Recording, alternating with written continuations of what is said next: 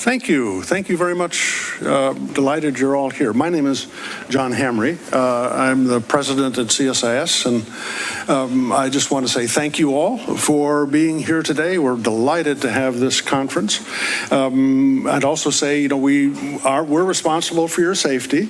So if there is an announcement, please follow. Now, Cynthia is the senior safety officer. She's in charge of making sure you're all well and safe. And so if we hear a voice, take her instructions.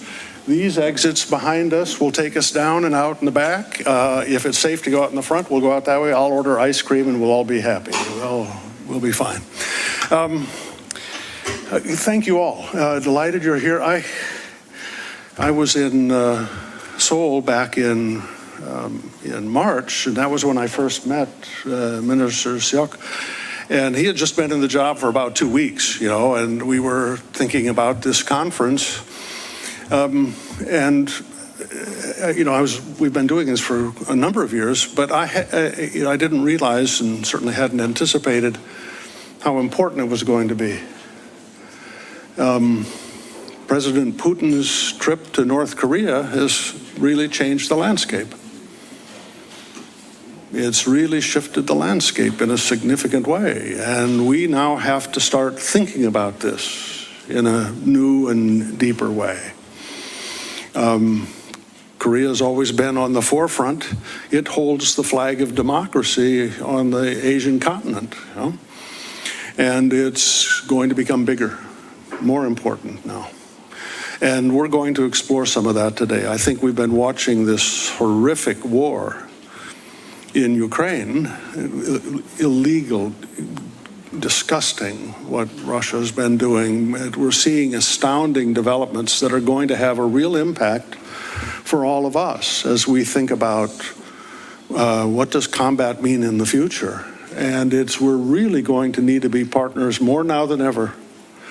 Now, I've been talking with my friends at DAPA for a number of years, and I've said we're ready for the third generation of our partnership.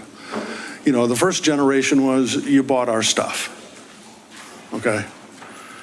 Then the second generation was you bought the designs and you manufactured our stuff. But at the same time, you were building your own things, and you've become a significant arms manufacturing country.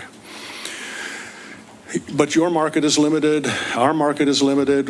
We're going to have to find ways where we're working together in a more deeper way, where our industrial bases are more connected to each other in mutually supportive ways. This is that third generation. This is where we're going to have to head. And I think that Putin's visit has accelerated the urgency for that. And we're going to explore all of that today. So I want to say thank you to all of you for coming. I think this is going to be a very important conference today. Minister Seok, thank you for being here. We're really delighted to have you here. You lead a very important ministry in DAPA, and it's a real privilege to have you with us today. And Secretary Bush, thank you. When I saw him this morning, I said, he looks pretty good for a guy that hasn't slept for 4 months. He's working every hour God sends down.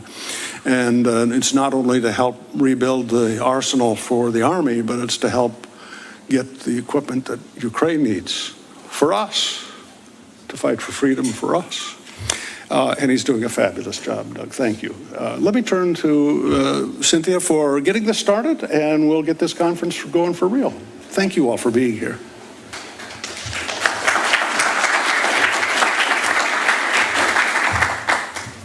Thank you, Dr. Hamre. I'm Cynthia Cook, a senior fellow here at the Center for Strategic and International Security, and also the director of the Defense Industrial Initiatives Group. And it is my very great pleasure and honor to welcome you here today and to participate in this conference and to host DAPA as they come to the United States to talk about the very important topic of defense industrial cooperation. We've seen, as the war in Ukraine changes, how Russia is reaching out to strengthen its own partnerships, following a roadmap that the U.S. has set for decades. Our allies and partners are our most important asset, and the Republic of Korea represents one of our single most important partners, especially in the Indo-Pacific region. We're very delighted to have the opportunity to talk about this partnership today. I will start off by introducing our two panelists, and then welcome Secretary Bush to the podium, and then Minister Seok will come up, and both will give some opening remarks. So first, introductions. Both of these gentlemen have had very impressive careers. Mr. Douglas R. Bush was confirmed by the Senate as the Assistant Secretary of the Army for Acquisition, Logistics, and Technology in February of 2022. In this position, he serves as the Army's Acquisition Executive, the Senior Procurement Executive, the Science Advisor to the Secretary of the Army, and the Army's Senior Research and Development Official. He also has principal responsibility for all Department of the Army matters related to logistics. Mr. Bush spent many years on Capitol Hill as a professional staff member of the House Armed Services Committee, rising to the position of Deputy Staff Director of the HASC before coming to the Army to serve as a civilian in 2020. He had served as an Army officer after graduating from West Point in 1993, and he also has a master's degree from Georgetown University. Minister Seok, JongGun, is the Minister of Defense Acquisition Program Administration, or DAPA, of the Republic of Korea. In this capacity, Minister Seok is responsible for overseeing DAPA's extensive portfolio of force improvement programs, the procurement of military supplies, and the promotion of the defense industry. Minister Seok spent most of his career in the Republic of Korea's Army and retired at the rank of Major General and served in a variety of roles, including as the Director for Capability Planning of the ROK-JCS Strategy Planning Bureau. Minister Seok graduated from the Korea Military Academy and earned a master's degree in military operations research at the Korea National Defense University. Thank you. Secretary Bush, please, we welcome your opening remarks.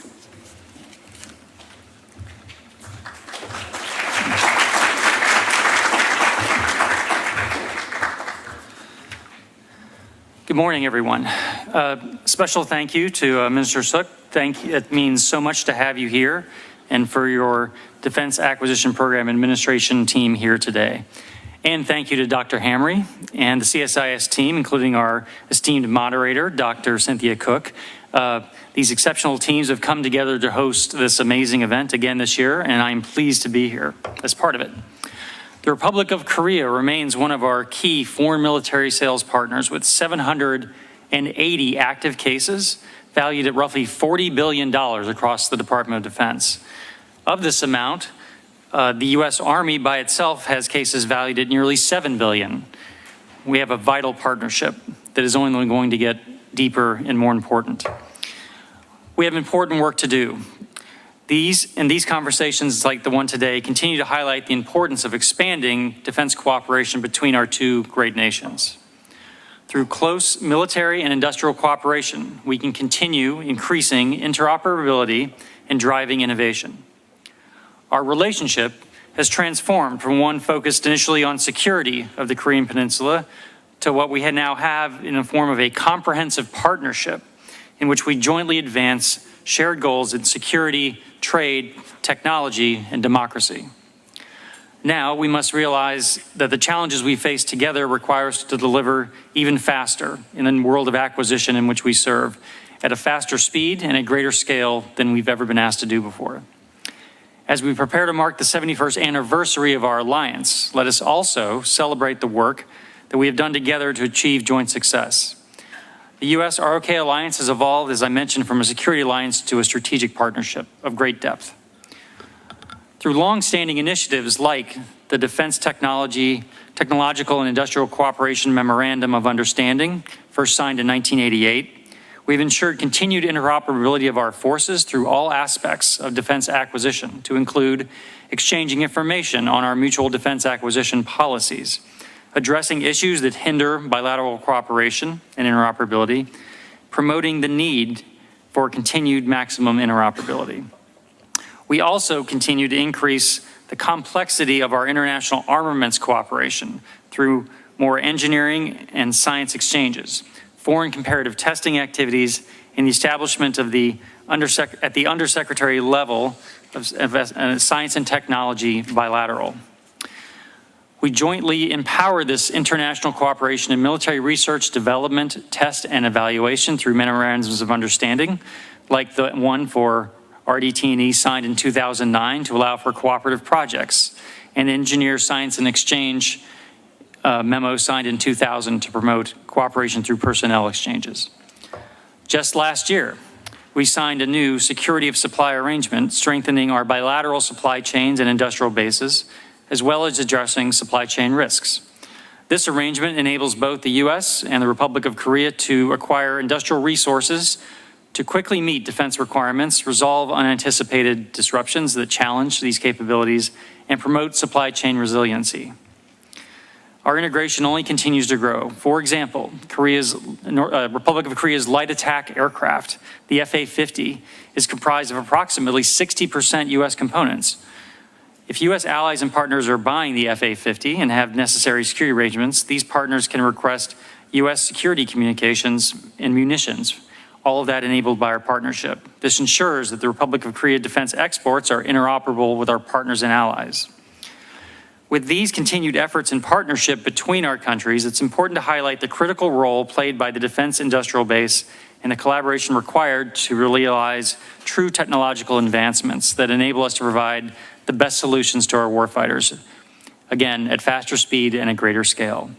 For example, Hanwha, a critical company in Korea, has teamed with multiple companies across the defense industrial base, including on the Army's Small Multi-Purpose Equipment Transport Increment 2 program through the foreign comparative test efforts.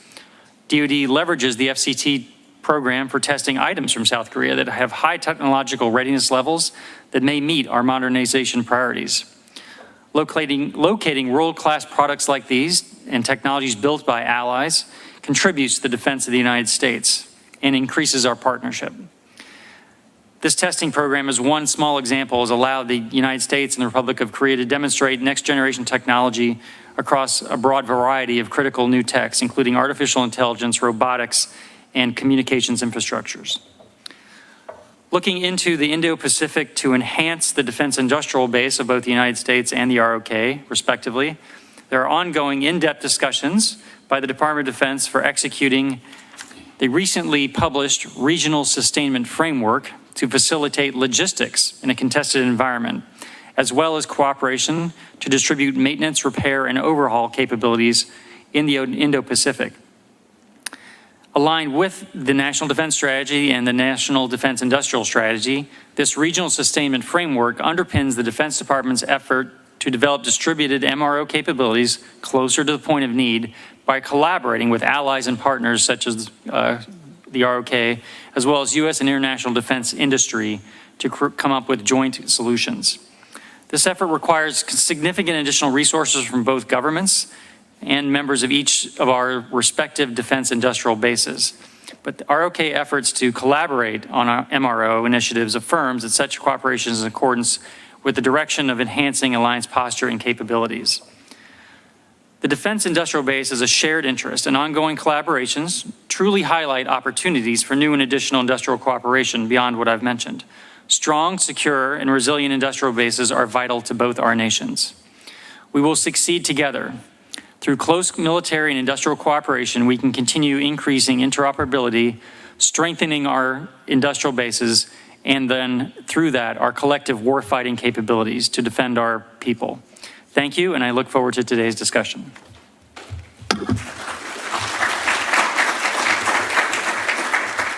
Minister Seok, please.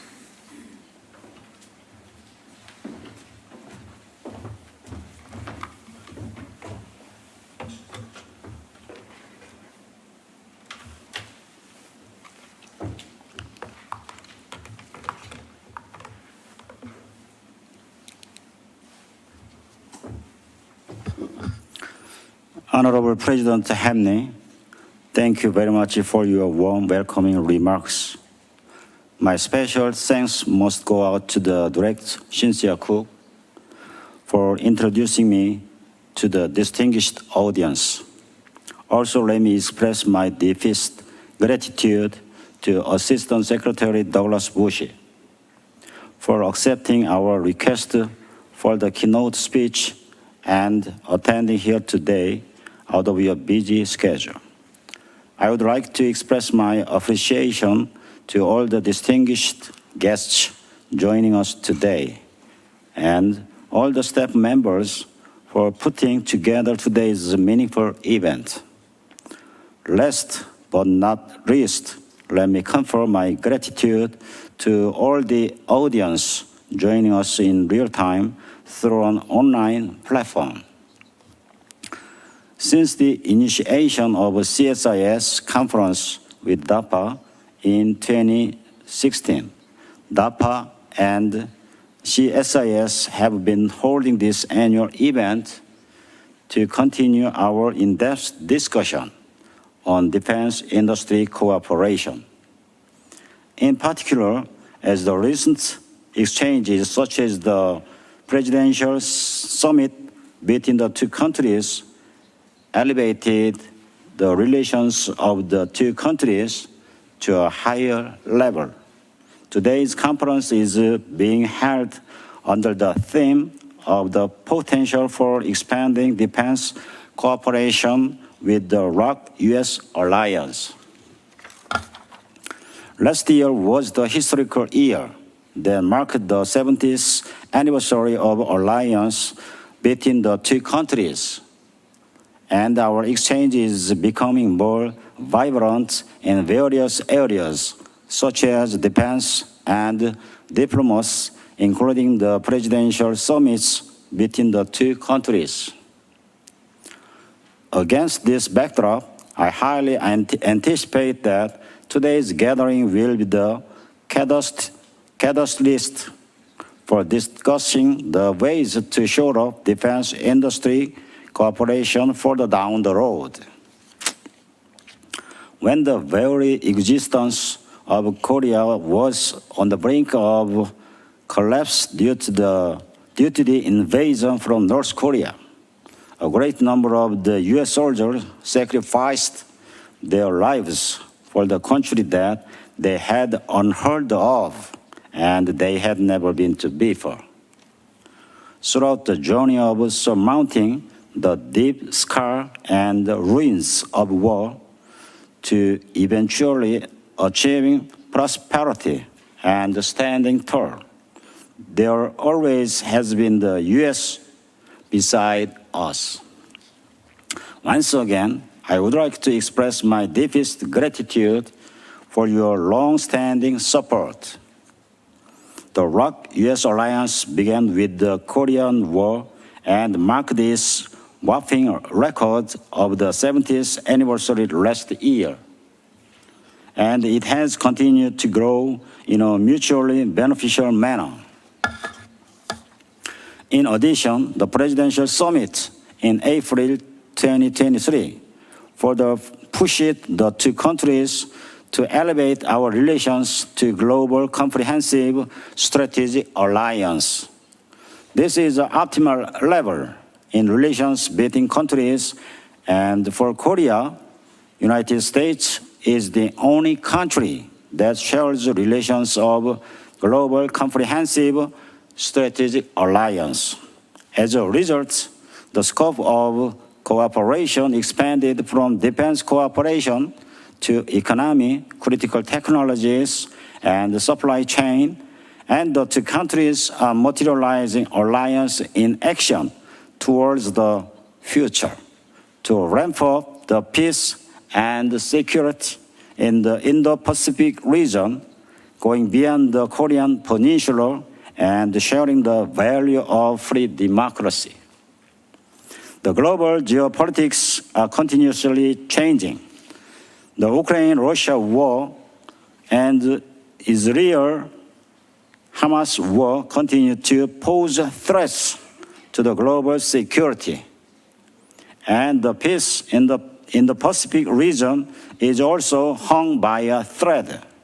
In particular, the Ukraine-Russia war has renewed the importance of defense and security to the global community.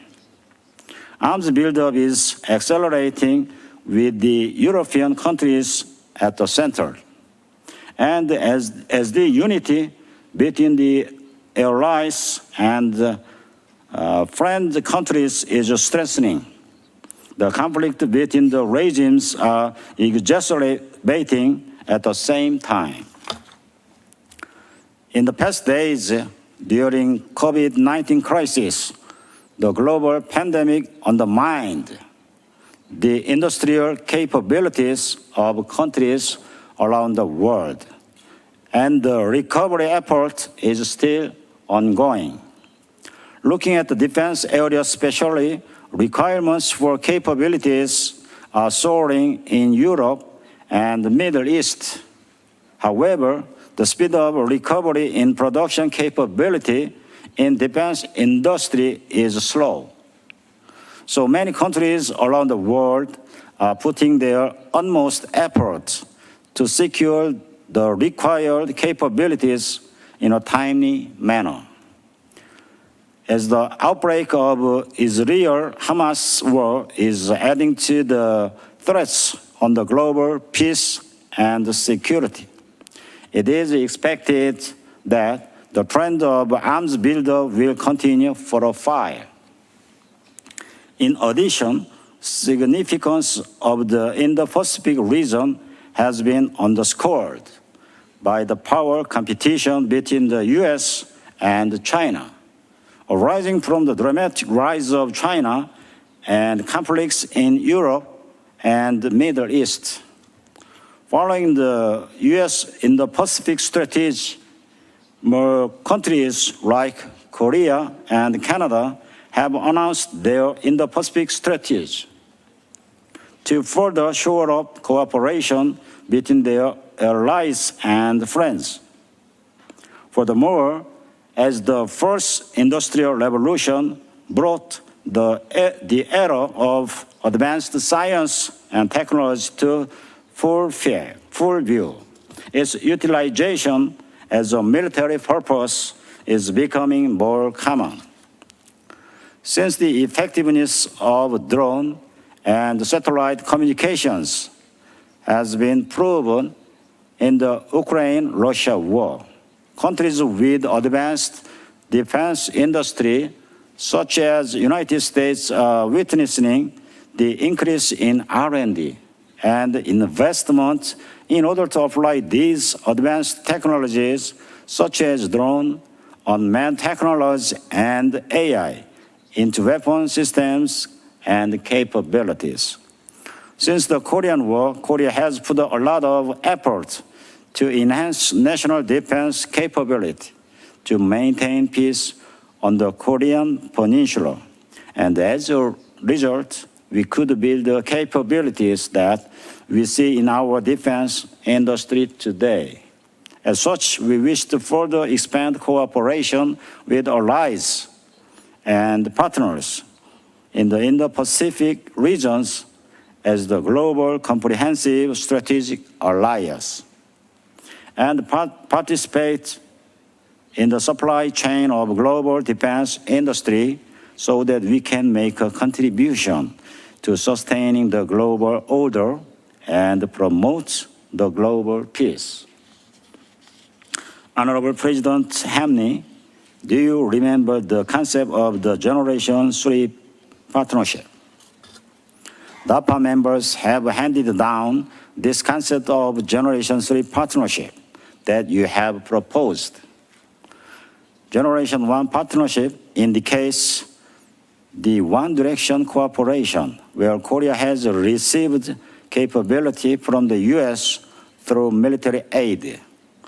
Generation 2 partnership indicates the cooperation that we have received technology transfer through offset program or supplying the U.S. with Korean parts and equipment. Generation 3 partnership means the expanded cooperation that ranges from joint development to joint production and joint marketing.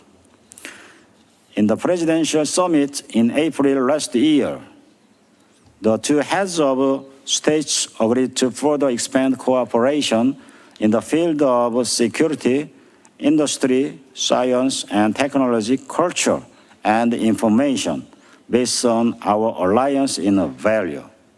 In particular, when it comes to the defense area, defense industry supply chain sharing, joint R&D for defense science and technology, and MRO cooperation have been well ongoing between the two countries.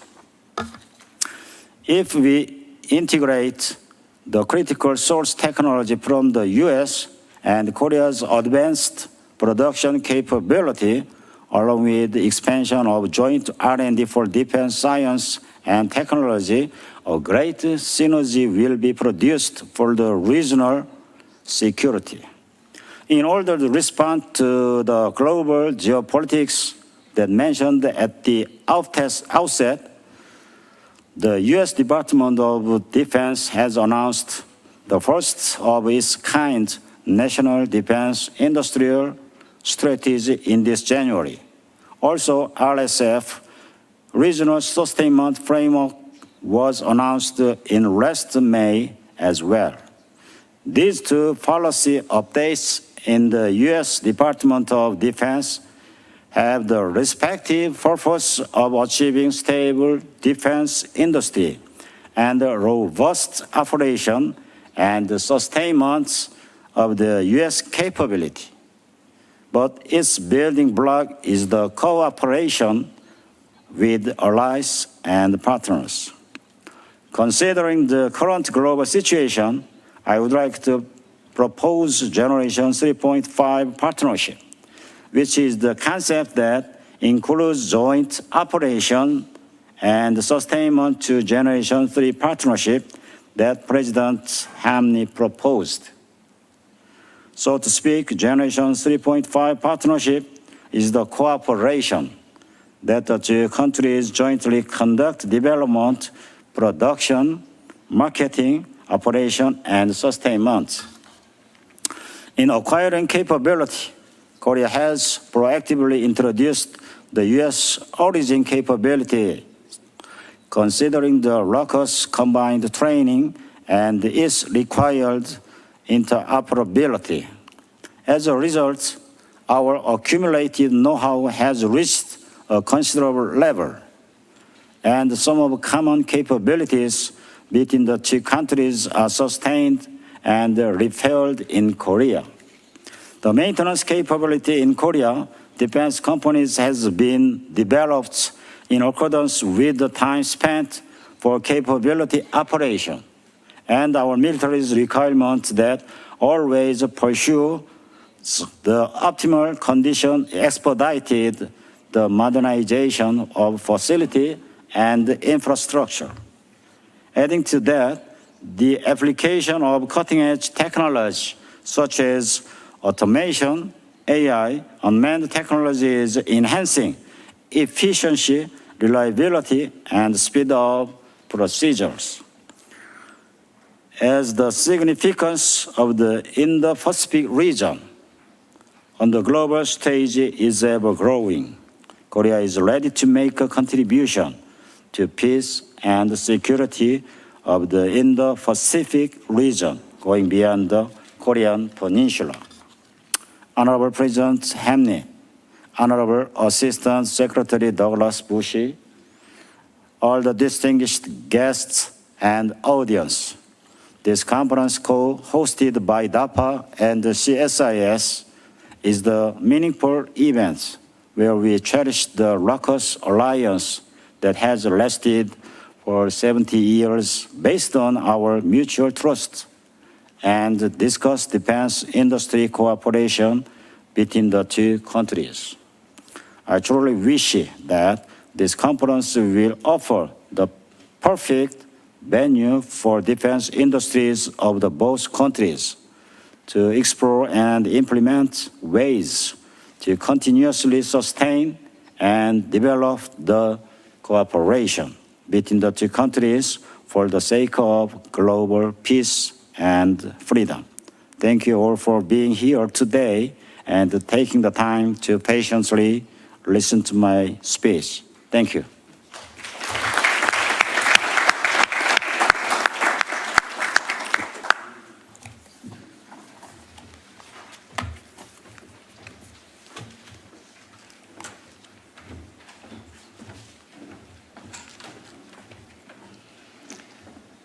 Thank you both for those inspiring remarks, which are really terrific in terms of setting the stage for some questions we have today to really draw out some of these themes of cooperation that you have raised. I'll start with a question to Secretary Bush, really focused on the current fight. We've seen that Russia's war in Ukraine has dragged out over 2 years, and the lessons about challenges to the United States industrial base are still being learned. The Army has heavily invested in revitalizing its 155 ammunition production capacity. Can you share an update on this? What other investments is the Army making to modernize for future warfare with the lessons from Ukraine?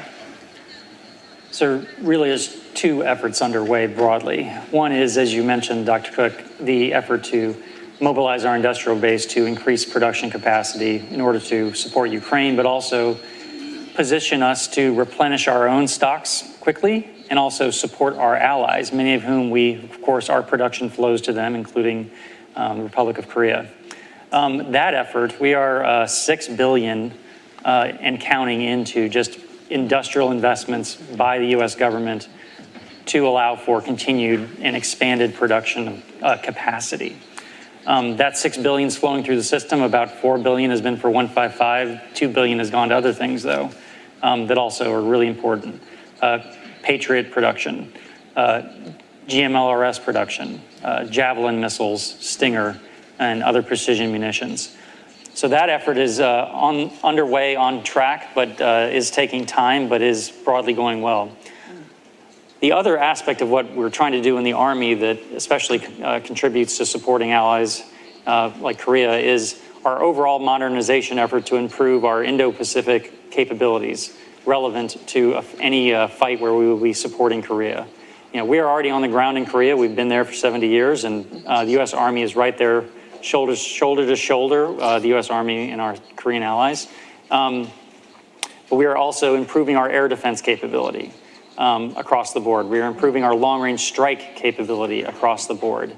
New systems, our ability to fire ground-launched Tomahawks, SM-6, our new PRISM missile, and then improving our ability to do air defense both more flexibly for ourselves, but also with our allies. So I think all those efforts meld together to position us to be able to do more, fighting right there with our allies, like the Republic of Korea. But now we have to carry through on it. It's going to be a multi-year effort, and it's got to be sustained over time. That last point is very important, and I appreciate your description of systems that will play in the Indo-Pacific region, which is not always seen as the Army's fight, but it's clear that it is. Well, in the Republic of Korea, it is absolutely the Army's fight. We're the ones on the ground right there, and if we go to war, our armies are going to be fighting right there together, like we've always prepared to. Side by side. That's a ground fight. Yeah. Thank you. Minister Seok, I'd like to follow up on that question with some reflections on your part. The Republic of Korea is half a world away from the European theater from Russia's war in Ukraine. To what extent are insights from Ukraine's self-defense relevant to you with the nuclear-armed threat on your own northern border? How are you translating these lessons into guidance for new capabilities, for ongoing acquisition programs, and for other related defense planning? 한국은 항상 Korea is always trying to respond to the threats of North Korea. In order to do that, we are trying to have stable defense industry in order to secure advanced weapon system. And also we are upgrading continuously our capabilities to improve our security capabilities. The recent Ukraine-Russian war has once again highlighted the importance of being ready and just-in-time defense capabilities. As a result, South Korea is promoting establishment of a global supply chain and expansion of strategic security partnerships with allies and friends as a way to build a more stable and comprehensive defense supply chain. And such efforts will be improved going on.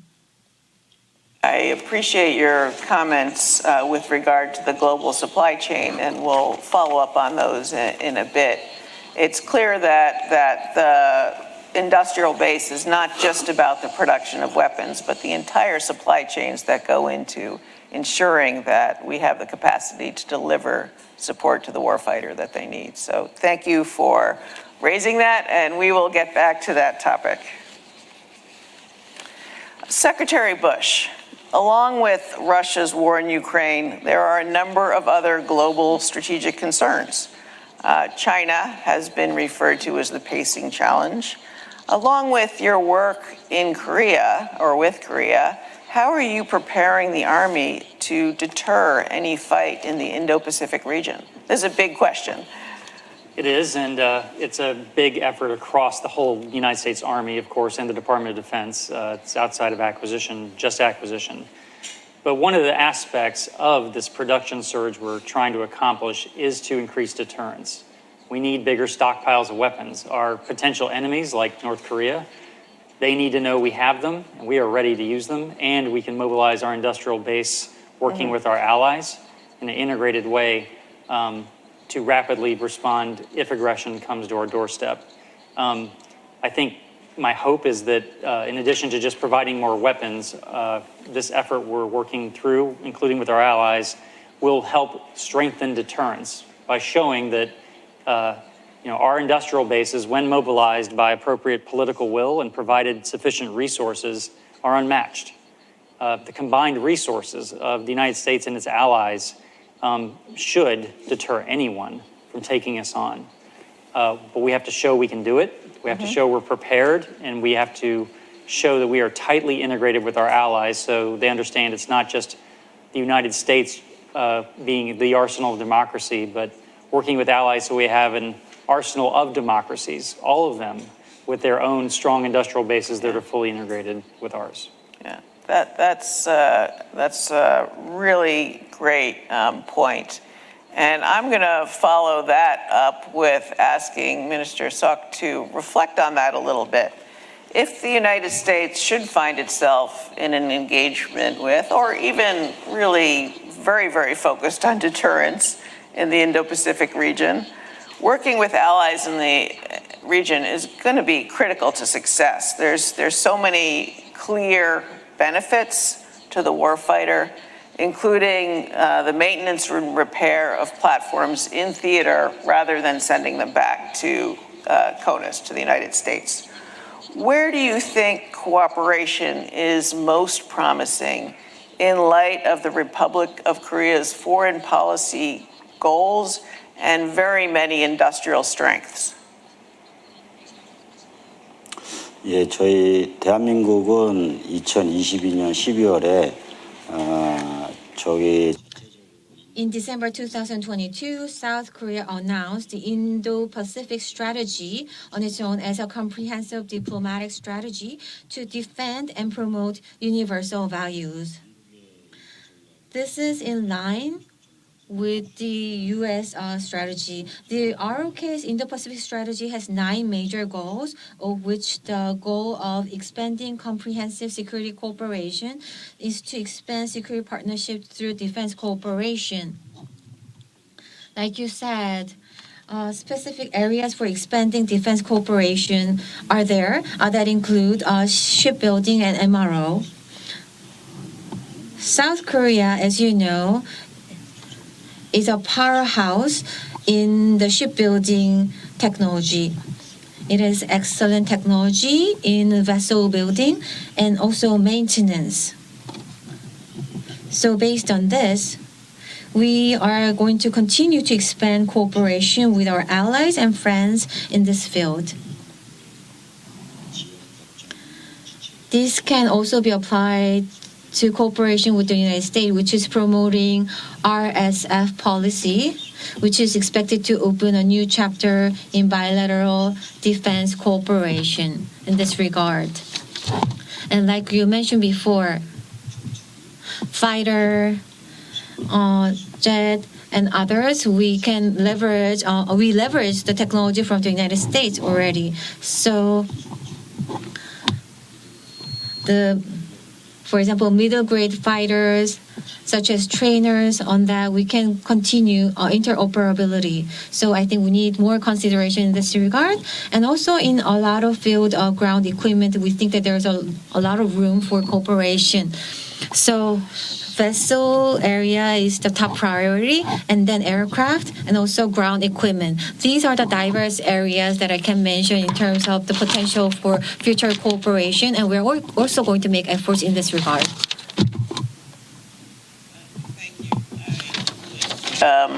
Support your statement that Korea has a very strong shipbuilding industry and is able to produce at scale and has capabilities and capacities across a wide range of other weapon systems as well.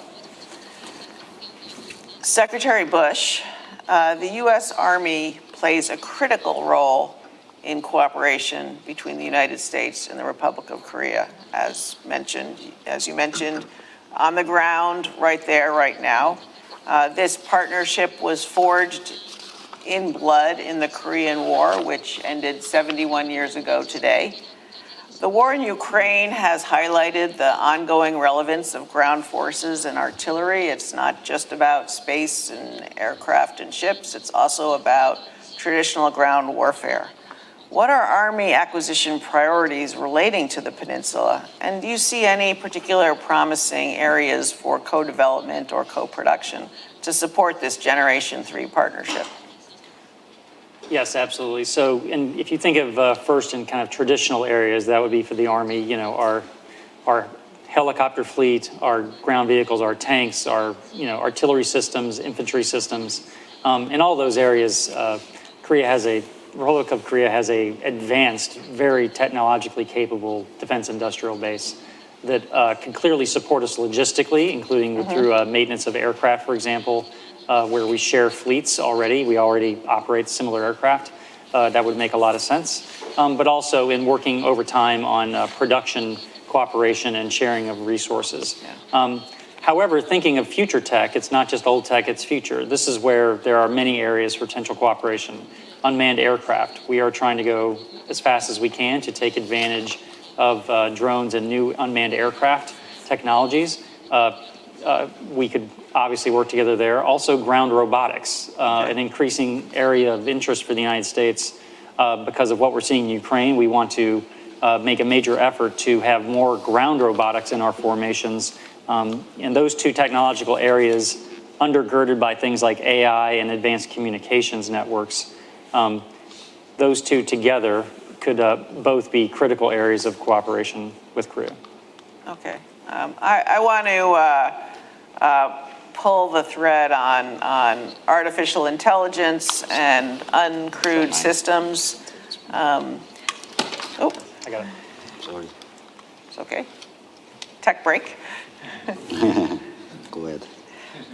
So I'd like to follow up with just a little bit of a detailed question there, Minister Seok. If you could talk a little bit about how Korea is thinking about uncrewed systems and any investments you care to share in those or areas of potential fruitful work together.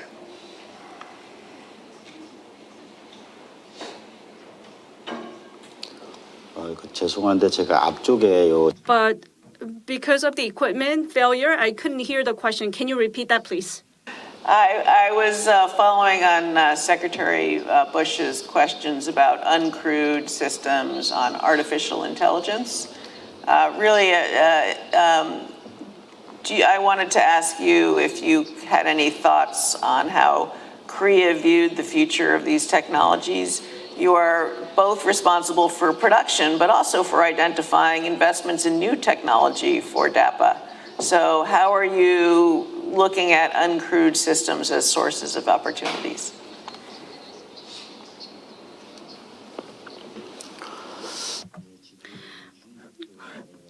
So for Korea, we're faced with many different situations. We're facing North Korean threats, and we have very low birth rate. So it's hard to have enough force, human resources, and with the fourth industrial revolution, we have to apply that to the weapon system and use that as a game changer in our battlefield environment. So that will help us deter wars, and that'll guarantee our victory if there is a war.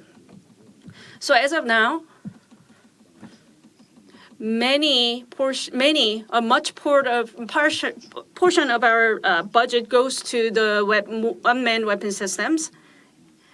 And we also need a great deal of R&D in this sector, and we are making great deal of efforts in this sector. However, in the military science and technology, U.S. is very much advanced, and applying this science technology to produce weapons system, we need to be able to share it and use it together with the U.S. That's why we need co-R&D, co-production, and co-sustainment, and cooperation. So we need to be able to cooperate in various sectors. So all these manned and unmanned systems will replace our traditional systems. And in this sector, we don't still have a lot of specific areas, but we need to still explore areas that we can cooperate, and we need to have a great plans for this. Then we will have a very stable supply chains in that sector. Thank you. I do have another question for you, but I want to give Secretary Bush a chance if you want to add on to any discussion of uncrewed systems. Yes, of course. I think working together, I think there's a lot we could do there also, since we're on the ground there together already. That would allow for our two armies to conduct experiments, try new technologies, and do other work that would let us get there further. I think to the minister's point about generation 3.5 and moving to a new level of interoperability and working together, if our defense industries can cooperate, and they are, even if they're just teamed together closely, for example, in a new robot or a new UAV, that would be another way to, on the commercial side, advance sharing among our two defense industries on these critical areas. The two together, you need the government and the commercial both have to proceed at the same time to have true interoperability. But I think there's great potential for that. Chief of Staff of the Army, General George, has made networks, advanced communication networks, and unmanned systems his two lead areas of change for the U.S. Army right now. So that's where we would be very interested in working more. Okay, thank you.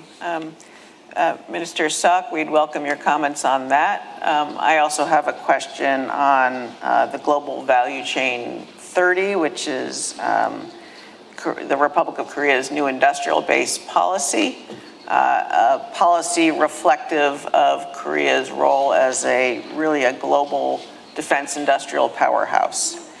Can you talk a little bit about the goals behind this policy? Has your thinking about the global defense industrial base and defense industrial cooperation changed more recently, given Russia's invasion of Ukraine? And in terms of areas for cooperation, one clear lesson from Ukraine is the importance of fires, including self-propelled howitzers and towed artilleries. Do you have thoughts regarding the direction for the development of artillery capability in the two countries, and whether this could be a good opportunity for cooperation? I recognize that's a very large question, so please take it in the direction that you think would educate the audience the most.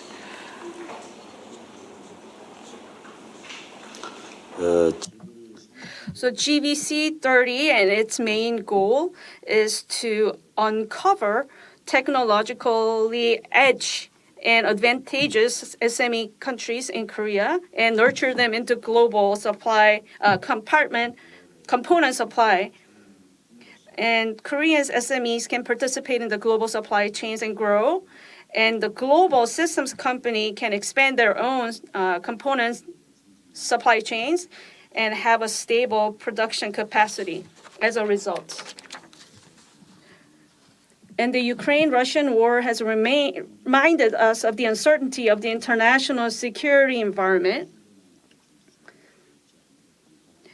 And if we don't have enough combat readiness, it'll be hard for us to have a stable operations in that sense. That's why many of the allies are supplying with multiple support, including munitions. So we have to take lesson from that situation.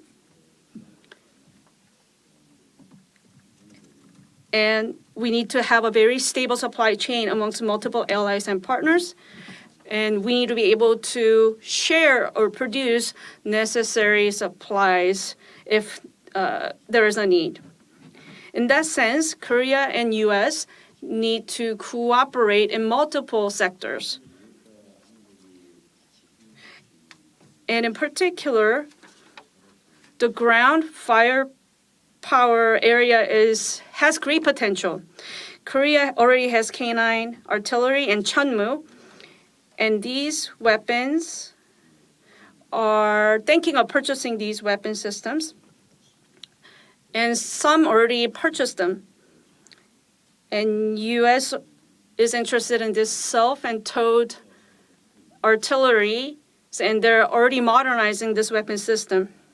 But regarding K9 artillery, we already started upgrading process, so we can share our know-how and experience with the United States. And if that happens, U.S. can save costs and can achieve the level of modernization in this weapon system. So some of the projects that Korea is already doing in U.S.'s interest, we have many of these items outside of K9 and Chunmoo, so we can sort of have mutual awareness as to what we have and what we need. And we can think of how to cooperate in these areas. Then it'll help reinforce our defense posture, and we'll be able to contribute to stable supply chain establishment. Secretary Bush, do you have any follow-up comments there? So I, first of all, yes, acknowledge there, actually the K9 system is a 52 caliber 155 millimeter system, which is very advanced, in some ways more advanced than our systems, because, for example, it has an automatic loading capability. The U.S. Army is going through an evaluation of partner nations with systems that we may be interested in procuring ourselves to advance our goals. We still need longer range. The U.S. Army needs more range. We want to get that through weapon systems and potentially munitions. And speaking of munitions, the Republic of Korea is one of our few allies that has the ability to do end-to-end production of artillery ammunition, the whole thing, which is extremely important. They have it for their own defense needs, but we need to work together more to make sure we remain compatible and cooperate as we ramp our production up, that we are working together, for example, on, making sure that as we ramp up, we don't interfere with Korea's production for their own needs. These kind of lower level down cooperation things can make a big difference. And I think those efforts are underway. We just have to do it the right way. That's an interesting point. We think about cooperation as this big picture topic between senior leaders, but it also has to happen on the ground between, majors and more junior civilians. Absolutely. Often those conversations between the majors and lieutenant colonels and their civilian equivalents are actually more productive than the ones we have way up high. Minister Seok, you spent a number of years in the Army yourself, or Major General Seok in this case. Do you have any thoughts on from your career in terms of these conversations on a working level and how those contribute to cooperation?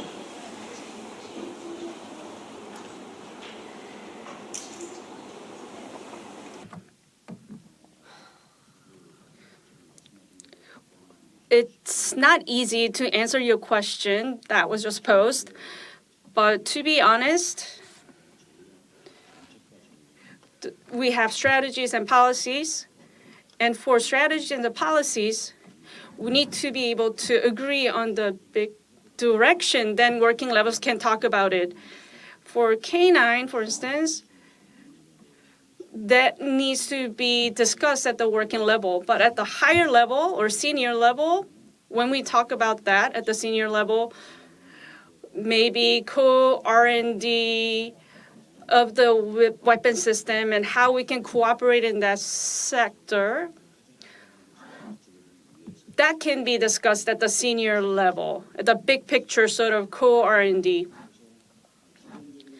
So basically, from the perspective of Indo-Pacific strategy, we share values between the two countries, and these shared values need to be materialized and specified, and we need to have a task that can materialize these values, and we need to be able to agree on these specific tasks.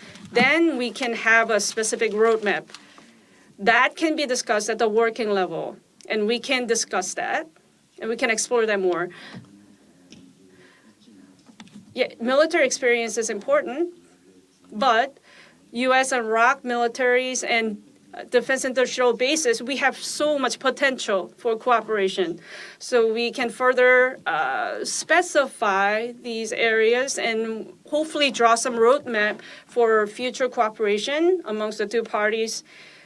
Then that'll help reinforce the defense posture of the two countries. And in a crisis, we'll be able to have a stable fighting power, and we'll have a great environment for our victory. So through these conferences, I hope that we can resonate and come together on these agreements, and that'll be reflected on the policies. And then those tasks from the policy will be shared and supported at the senior level. If we can have that chain, then bilateral relation between the two countries will further advance.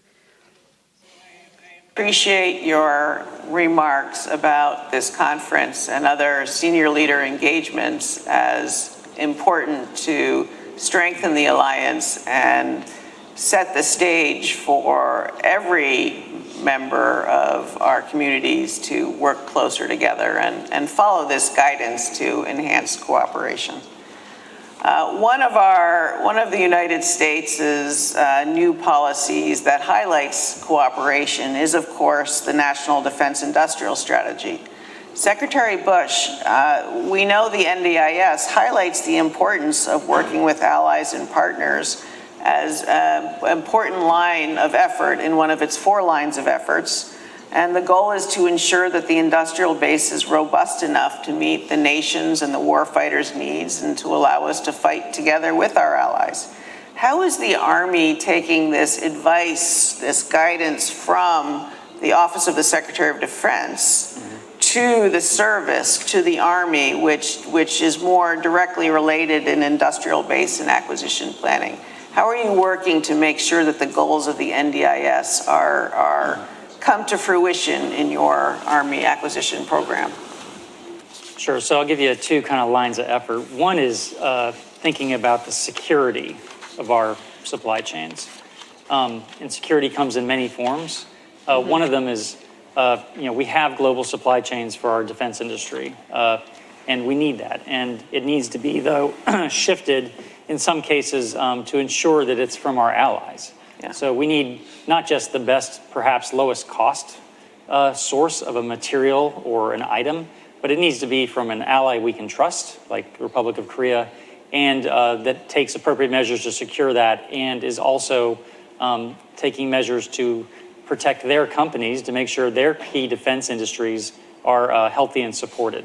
So there's a security aspect of what we're tasked from the NDIS to do, which the Army is moving out very quickly on, particularly in the areas of munition production, but also electronics, 2 sensitive areas and important areas where we want to make sure that we are only buying components and supplies from locations and allies we can trust.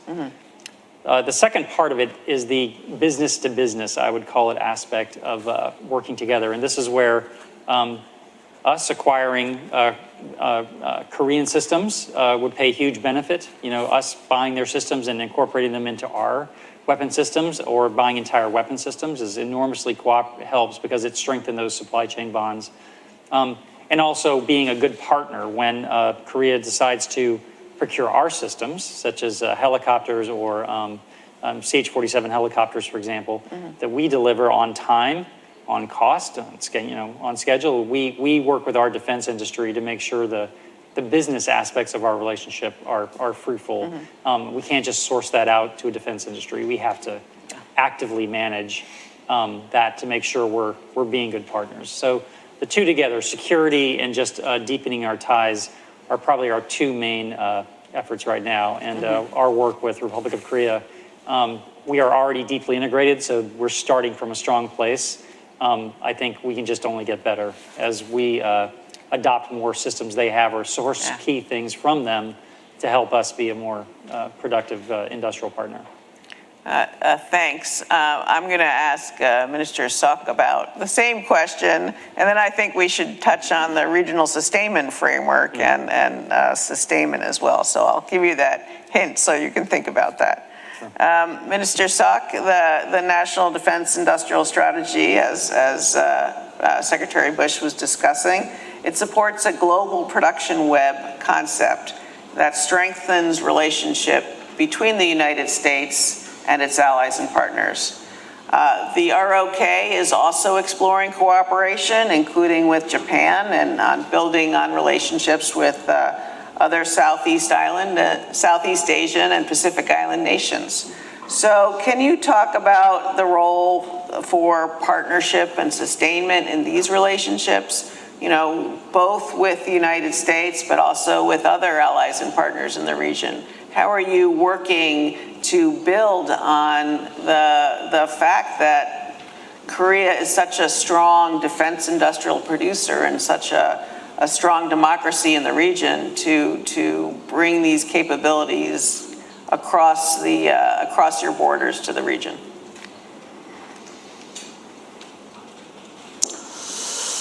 이제 대한민국은 잘 아시는 것처럼 Well, Republic of Korea, as you know, since the Korean War, from United States, we got a lot of military aid. So we do have the self-defense will. Based on that, we have established our capabilities. Korea is surrounded by not only North Korea, but also other powerful countries. So we always need to have this readiness to respond to any risk. So in order to do that, we on our own need to have the defense ecosystem related to military procurement that was important for our survival. And as a result, recently, as you saw from the Ukraine war, when there was a lot of crisis surrounding that, Korea, such country that has this defense ecosystem, now they all recognize that Korea has such ecosystem because of such crisis. So what we see is that when a certain country, it is very difficult for a country alone to deal with everything that's required. When we have this weapon system used in the battlefield, sometimes it can be broken, sometimes it can be destroyed, sometimes it requires maintenance, and to support that you also need ammunition and so on. So especially during the battle time, it is difficult to support all of that. So in case of U.S., not only in Atlantic area, but also in Indo-Pacific area, this country is doing a lot of roles. So the U.S. has established a lot of military capabilities for that. So under such circumstances, in order to have such capabilities to be exercised, you also need some MRO capabilities and so on to support that. So under such context, well, as Soviet Union collapsed, well, there was some peace era, and much of the defense ecosystem has evolved in a different way or weakened. But now we have this new kinds of threat, and the role of the United States is expanding. And also other powerful countries are also trying to improve their defense capabilities. And they're also taking our defense industry very importantly now. So, for the United States to play such diverse roles in this area, having such weapon system and to support the United States to do that, I think such a stable supply chain and component supply are very important, mostly coming from many allies and friend countries. That's very important. But in this regard, I think we are now just beginning our discussion on this. And so like the vessels or aircraft or ground equipment in many diverse areas, I think we need to explore options for cooperation. And we need to move quickly on that, I think. Because recently, as you see, Russia, North Korea, they had a summit talk. They met in Pyongyang. And also that also has a lot of implication to Indo-Pacific area, meaning that Russia is paying more attention to the region. So I think, and Korea is also feeling a lot of threat, and we need to prepare a lot for that to respond to this. So in this regard, Indo-Pacific region, I think our two countries need to cooperate further. And among such cooperation, that I think will include defense industry cooperation, because we share a lot of weapon system based on such interoperability. I think on key components and others, we can do more mutual support going forward, and we can have a sharing system. And also on diverse weapon system, Korea has a lot of advantages and benefits, and also U.S. its own benefits and advantages. We can combine these benefits so that we can go for a success in this area. So more than ever, such a stable cooperation in defense industry and also stable supply chain establishment are important. And cooperation of the two countries in this regard is very important. And we need to find out areas for potential cooperation going forward. And I think this conference will be the beginning point for that. So, Dr. Hu, if I could, and Mr. Seok, that last point about working together more on maintenance and repair. Yeah. So that's not the part of acquisition that often gets as much attention. It's not as flashy as buying and developing new weapon systems, but it's actually where the big money is. For the United States, 70% of the cost of most weapon systems is in sustainment, repair, and maintenance over time. Anything we can do in theater with the Republic of Korea to reduce those costs for the United States is, of course, beneficial from that regard for the U.S. Army and our other services. But it has that terrific side benefit, though, of increasing our depth of commonality in terms of repair parts, being able to work together, battle damage and repair, as the minister was stating. So I think that's an area that probably needs more attention. And it's an area where it's in some ways easier to cooperate because you're doing maintenance on new weapon systems or maintenance on existing weapon systems, often when we're operating the same ones. Yeah. So there is great benefit potentially there, both to save money, but also to achieve all the goals that the minister was outlining. Can you offer any sort of broader reflections on that key point with regard to the regional sustainment framework and that new policy? Absolutely. So where we've done it successfully around the world, the benefits are manifest. First of all, local defense industries and our partner nations benefit from having work experience fixing U.S. equipment. All that sets the stage, for example, for being ready for war. We have a lot of those arrangements in Europe, for example, with Poland, one of our big allies there, and with Germany. But we should be able to clearly be able to do more of that with our allies in the Indo-Pacific, in particular, the Republic of Korea. So that's why I wanted to emphasize that point is probably really ripe for more work because you get kind of best of both worlds, and you're really preparing for combat. Yeah. If we are fighting there, we are going to have to repair equipment in a sustained conflict. Being able to do that and having practiced doing it, from ship repair to aircraft, for example, is really kind of a combat rehearsal. That increases deterrence and increases readiness. So there are many benefits, not including saving money.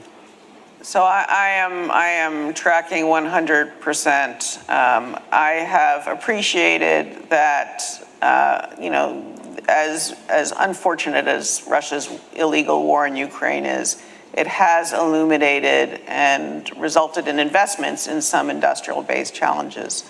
Are you seeing any insights, similar insights with regard to logistics, with regard to maintenance, repair, overhaul, et cetera? Well, the importance in a I really am not a fan of the term contested logistics. I would just call that war. The importance of having things forward with our allies on the ground in place rather than having to rely on very long supply chains back to the United States, especially in a conflict. Building up those stocks, repair parts, repair capability, ammunition stores is both deterrence, but also would help overcome fighting a sophisticated enemy who attacked our supply chains and our supply routes. So again, it's really a win-win, and it helps ensure that we have things right there where we need it on the ground, not kind of just-in-time arrival, a concept that we should just wait to do it till the conflict starts. You can't wait. You have to do it now. You have to practice it. And that logistics cooperation is as essential a part of preparing for war as training together on how to fight.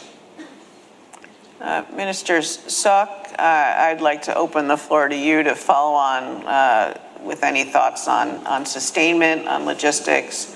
You have your threat, your clearest threat right at your northern border, so the supply chains are not quite as long. But there may also be some insights and lessons that you have from that, along with thoughts on the RSF.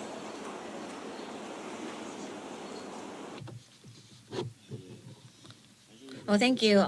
Well, actually, Republic of Korea and United States are strong alliance partners. And so far, it was mostly about like combined forces, like training.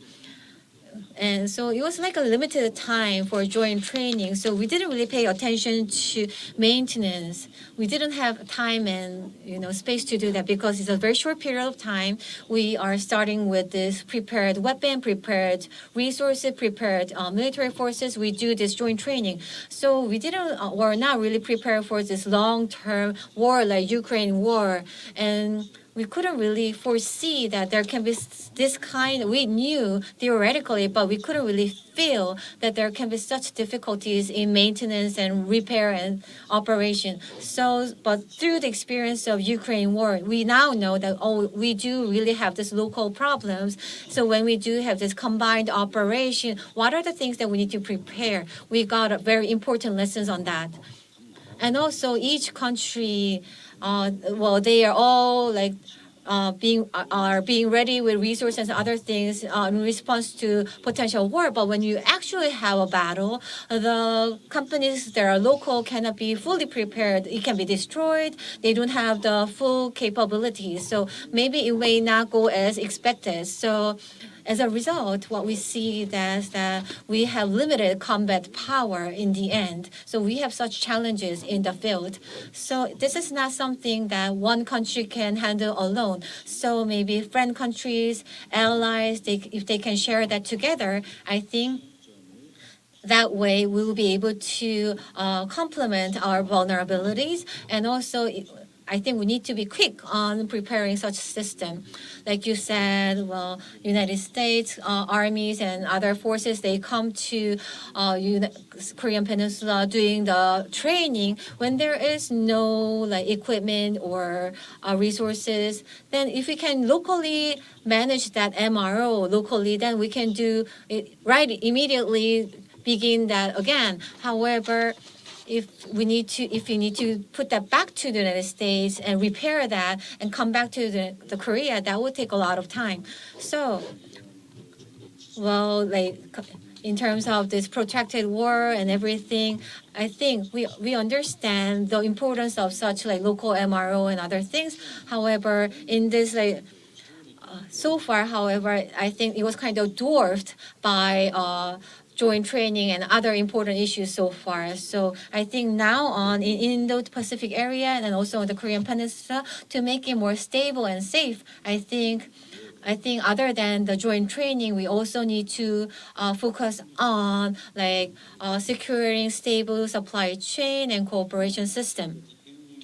And for the security in the Indo-Pacific area and Atlantic region, it cannot be separated, according to our president. So the Korea's capability can contribute to the security in the Atlantic region, and the exporting our weapons to Poland and etc. is to prepare against a possible crisis in terms of a crisis there. And those materials can flow back into Korea later on. So the entire area in the world is networked. And if we can send intensive supply and support to the region that has the need for it, then the area will be further advanced through the cooperation of the ROK and U.S. And both countries needs to feel the sense of urgency in this area and need to make more effort. Thank you. Direct response, Secretary Bush. I would say I couldn't agree more. I think the more American allies and the more of democracies that have advanced production capabilities and advanced systems they can share with our other allies. The minister mentioned Poland. That's only a good thing. We need, again, an arsenal of democracies where everyone has advanced capabilities and we all can share in the burden of collectively defending our values. It has to be now shared. It's not just the United States, nor should it be. It needs to be all of us working together, all of us with advanced capabilities. That's success. That is an opportunity. That is not a problem for the United States. That is only a benefit. So that production web is key here, where it's not just the U.S. at the lead, but it's our allies and partners working together. Absolutely. Yeah. Minister Seok, I just want to applaud you for recognizing the new challenges that we see based on Russia's war in Ukraine, including the unexpected length of the war and the fact that Russia is targeting Ukrainian weapons manufacturing locations. So this is a bit of a sobering thing to reflect on for a future fight, and it does remind us of the importance of this production web. I'd like to follow on something that was raised in opening remarks about the security of supply arrangement, which the U.S. and the Republic of Korea recently concluded. Are you starting to see benefits of that agreement for enabling cooperation and for the balancing of both countries' immediate needs that both of you highlighted? How are you seeing that in your work? Has it realized itself yet, or is it a work in progress?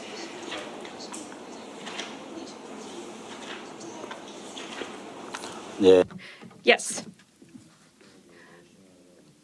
Earlier, Russia is attacking Ukraine's manufacturing facility to weaken Ukraine's operational capability.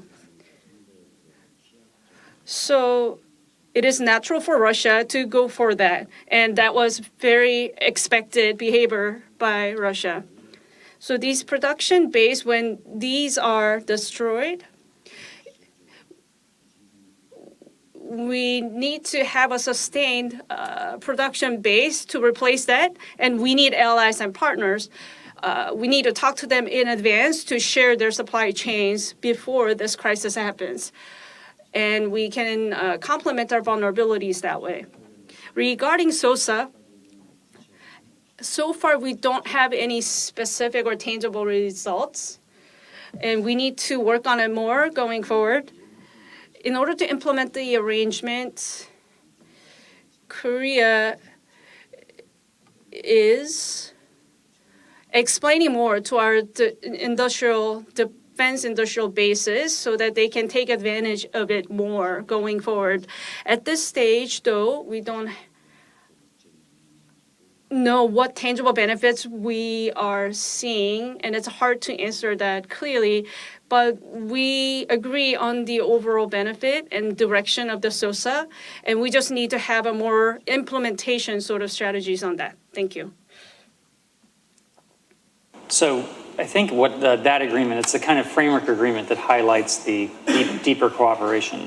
One thing that comes to mind, though, and why you have to have such agreements is fundamentally, being able to do more between our defense industries requires sharing more information about our systems with each other. So the United States needs to be more open, frankly, with our key allies. That agreement is an example of trying to do that, to where we are more comfortable sharing detailed information about our systems so we actually understand them fully and can cooperate more. We are trying to, the Department of Defense is trying to move from a approach where it's kind of withhold information first as our first instinct with our allies to share information first. That needs to be where we start, and then we adjust from there. Because this detailed information about our weapon systems is really the only way to actually get to the work on the ground, people turning wrenches, people repairing aircraft, building ships, working together.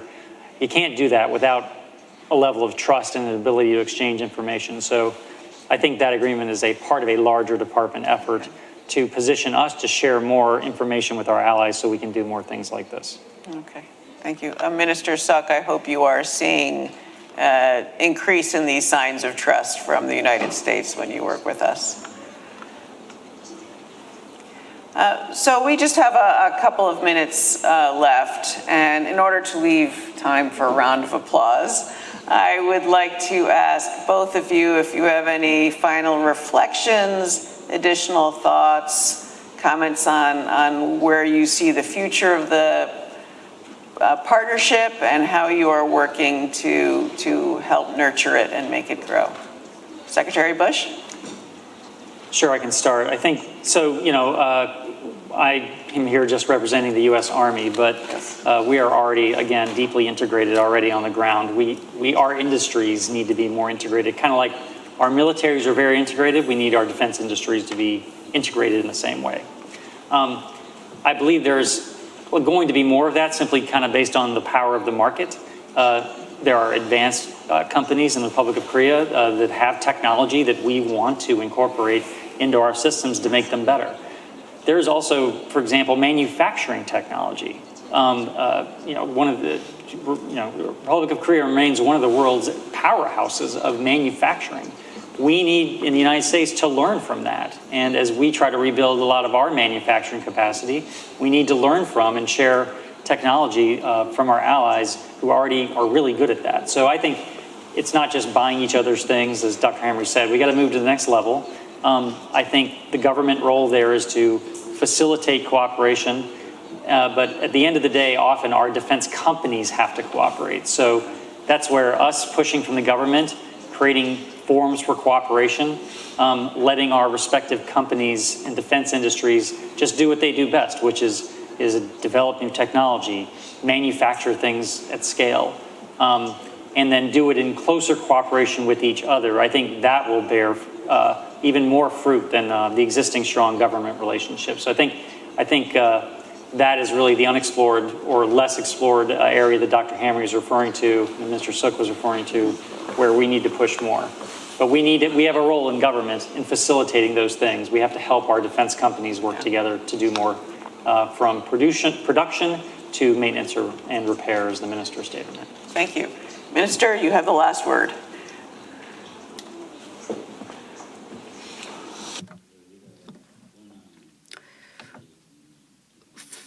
Based on a very strong alliance between the two nations, we share many values, and we agree that we share those values between the two nations. So for us, we need to think about what we need to specifically do to materialize those values. Of course, as I mentioned earlier, either with combined exercises or supporting for our capitalists, we need to have a stable supply chains. And that is important, and we need to push for that direction. However, in doing so, we still have subtle policy and cultural differences between the two nations. And we need to make compromises in those sectors for bigger cooperation. If we can do that, we can easily push for what we've envisioned. As I said during my keynote, we always had the U.S. by our side, And we were able to achieve the free democracy thanks to the U.S. And as a member of global community, we would like to do our responsibility, and we would like to contribute our capabilities to U.S.'s strategies and materializing those strategies of the United States. So in that sense, all the discussions we had will be able to materialize what we think. The time is not on our side, so we need to really move fast. And I've been talking about the U.S. systemic issues and our differing opinions and how to eliminate these obstacles between the two nations. And if we can discuss more and compromise more and we can think of each other more, then we will be able to achieve what we want to achieve. And if we can do that, we'll be able to materialize our Indo-Pacific strategies, and both nations will be able to play a proper role in the region. And I really hope that we can cooperate together in that aspect. Thank you. Very much for that inspiring statement. We are now at time, and we have a short break coming up. First, I would like to ask for a round of applause for our panelists.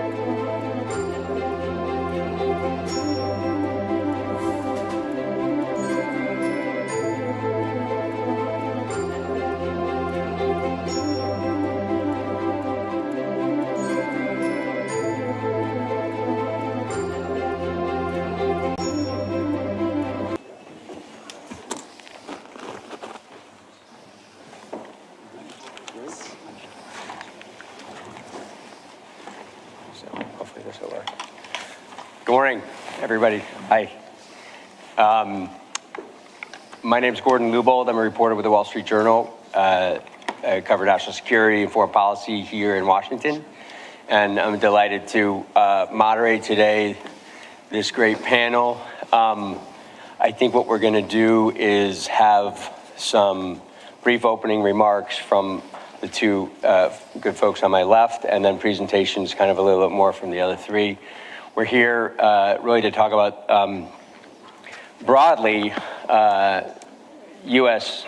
ROK relations, but particularly in terms of aligning industrial bases and kind of maximizing the alliance to help both sides in this age of competition. We can get into more stuff later, and I think we'll have some opportunity for questions from the audience later. And I have some questions, but I think we'll start here. Judd? Perfect. Yeah. Gordon, thank you so much. Hopefully the mic is working okay. You can hear me all right.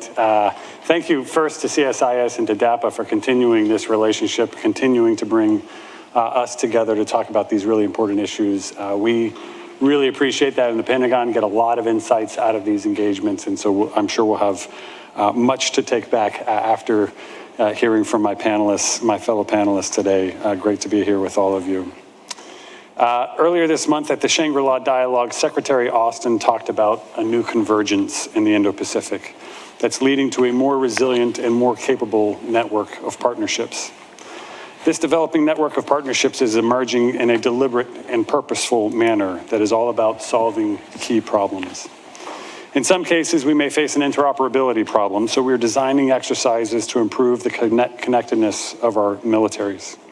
Or it might be a problem of awareness, so we are fielding equipment and software to our partners so they can better see what is moving in and out of the exclusive economic zones or their own territorial waters.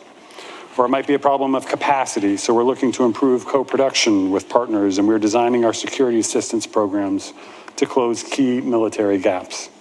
So what you are seeing with this new convergence is a very practical, tactile implementation in the form of force posture agreements, multilateral exercises, improved interoperability, and beyond. At the very core of this is a foundation and a commitment to collaboration. We know that collaboration is the answer.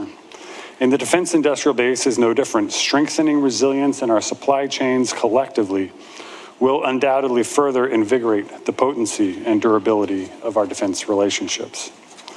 So one thing you may have heard in Secretary Austin's speech at Shangri-La is the U.S. endorsement of a multilateral statement of principles for Indo-Pacific defense industrial base collaboration.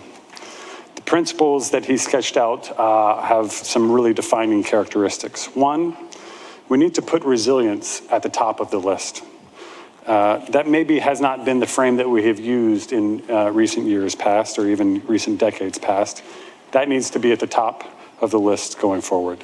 Two, we need to understand and empower the comparative advantages of those who desire to partner together for this goal of defense industrial resilience.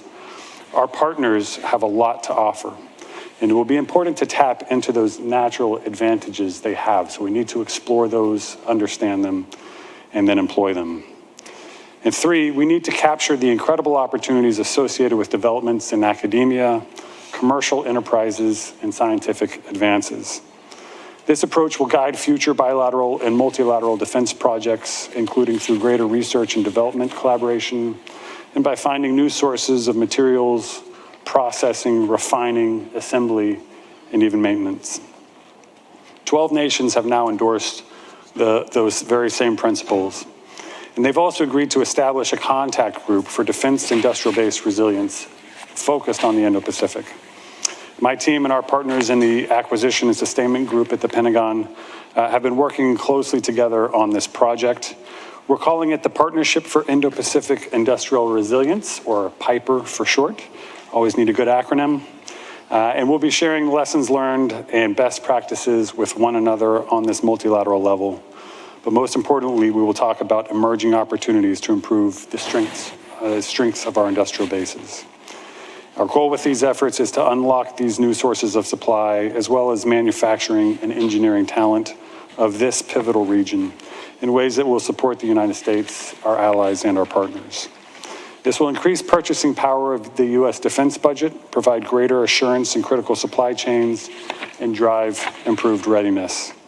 And just as importantly, it will further embed the new convergence already happening in the Indo-Pacific in increasingly practical ways. That's a bit of a long wind-up to make one key point. The U.S. and the South Korean partnership is absolutely foundational to the success of the entire region. And that's true both on a bilateral and on the multilateral level. Both are critical to meet our own military requirements and to improve the conditions for security in the Indo-Pacific and beyond. And the U.S.-ROK alliance has made recent strides in this effect, particularly with the security of supply arrangement that we signed last year. The SOSA, as we call it, will help mutually reinforce our supply chains to get defense resources that our forces need very quickly and very efficiently. Streamlining close industrial cooperation and enhancing the alliance's standing as a high-end security partnership also allows us to support the ROK's vision to increase its contributions in the Indo-Pacific and as a global pivotal state. Sustained partnership with a technological and manufacturing powerhouse like the ROK allows us to sustain our domestic defense production here in the United States.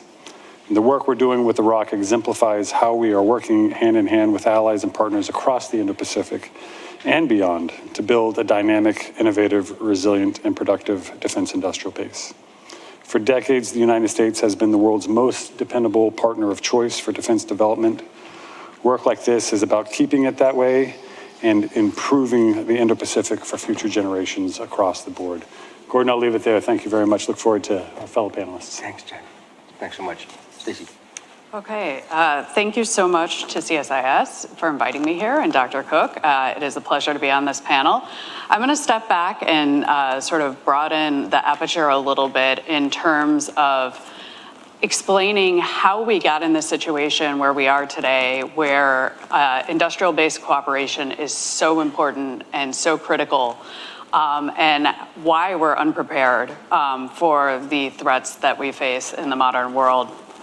And part of this is we ended up being lulled into complacency in the United States, I think, after the Cold War ended, and we ended up not producing as many weapons as we needed, and we underestimated the intensity of modern warfare. And what we've seen with Ukraine and in other places in the world is that high-intensity conflicts consume an enormous amount of material, especially munitions. As the international community has tried to support Ukraine, it's become clear that our existing stockpiles are too low and that our defense industry cannot surge to meet the demand, even collectively. Therefore, one of the areas that I'm going to argue that we need to really focus on is precision-guided munitions and munitions more generally.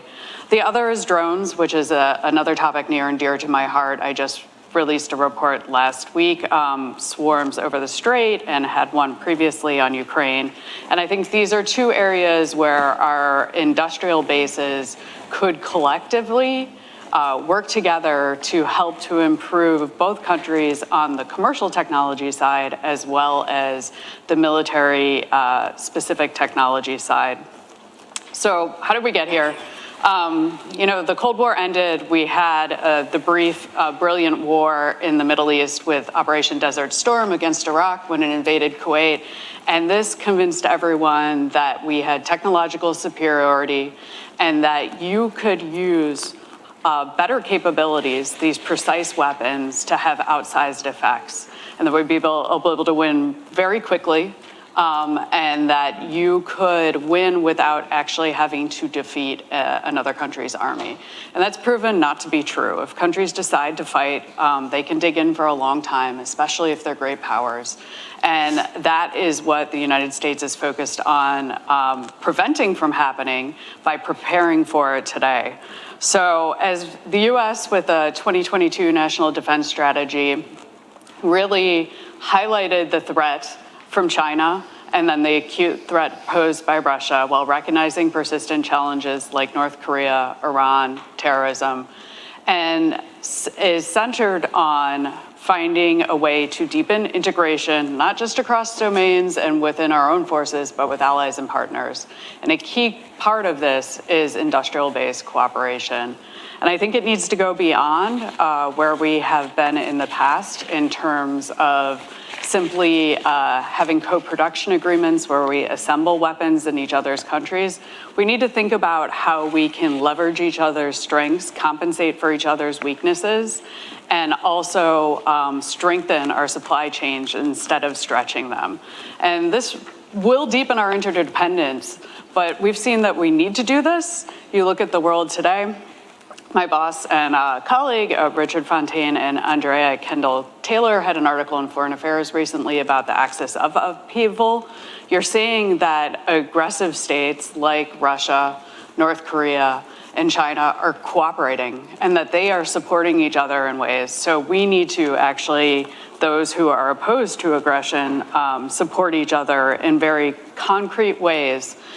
We need to revise our planning assumptions in terms of what our requirements are for weapons going forward, whether they be PGMs, whether they be drones, and we need to really begin investing in them, because one of the things that we found that we need to be able to do, and where weapons technology has moved, is that precision, let's see if I can talk, precision is now widely available.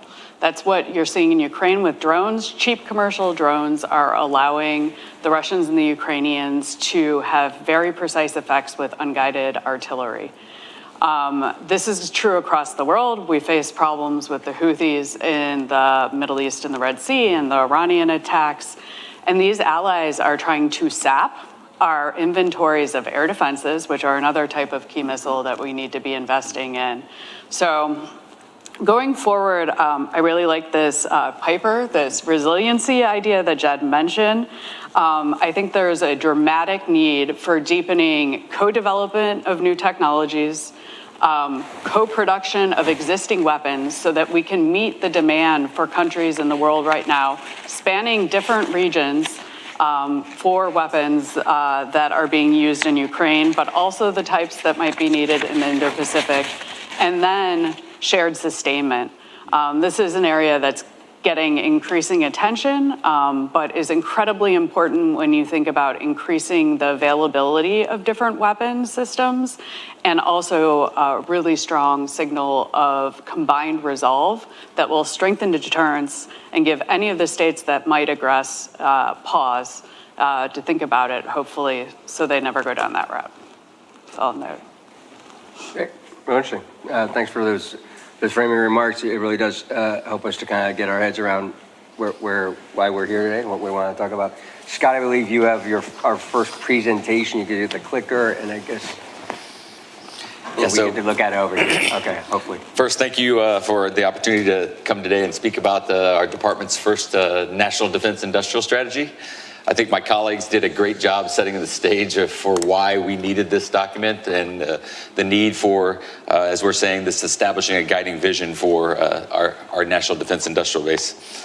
I work in the office that was responsible for publishing and drafting and publishing this document. It was a pretty ambitious endeavor that we set out on last summer, and we're able to publish this January, and we currently are working on the implementation, which I'll talk about a little bit later on. So, as I mentioned, really all about taking the things that we were already doing, guiding those things that we're going to be doing into the future when it comes to the industrial base, and then setting out what we thought were the most important aspects that we needed, the most urgent need of attention in our defense industrial base. Intended to be very comprehensive in nature, and that is not just the department, it is the entire enterprise. We're looking at this to be a 3 to 5 year time span for this document, roughly. Of course, aligned well with our budgeting and resourcing processes.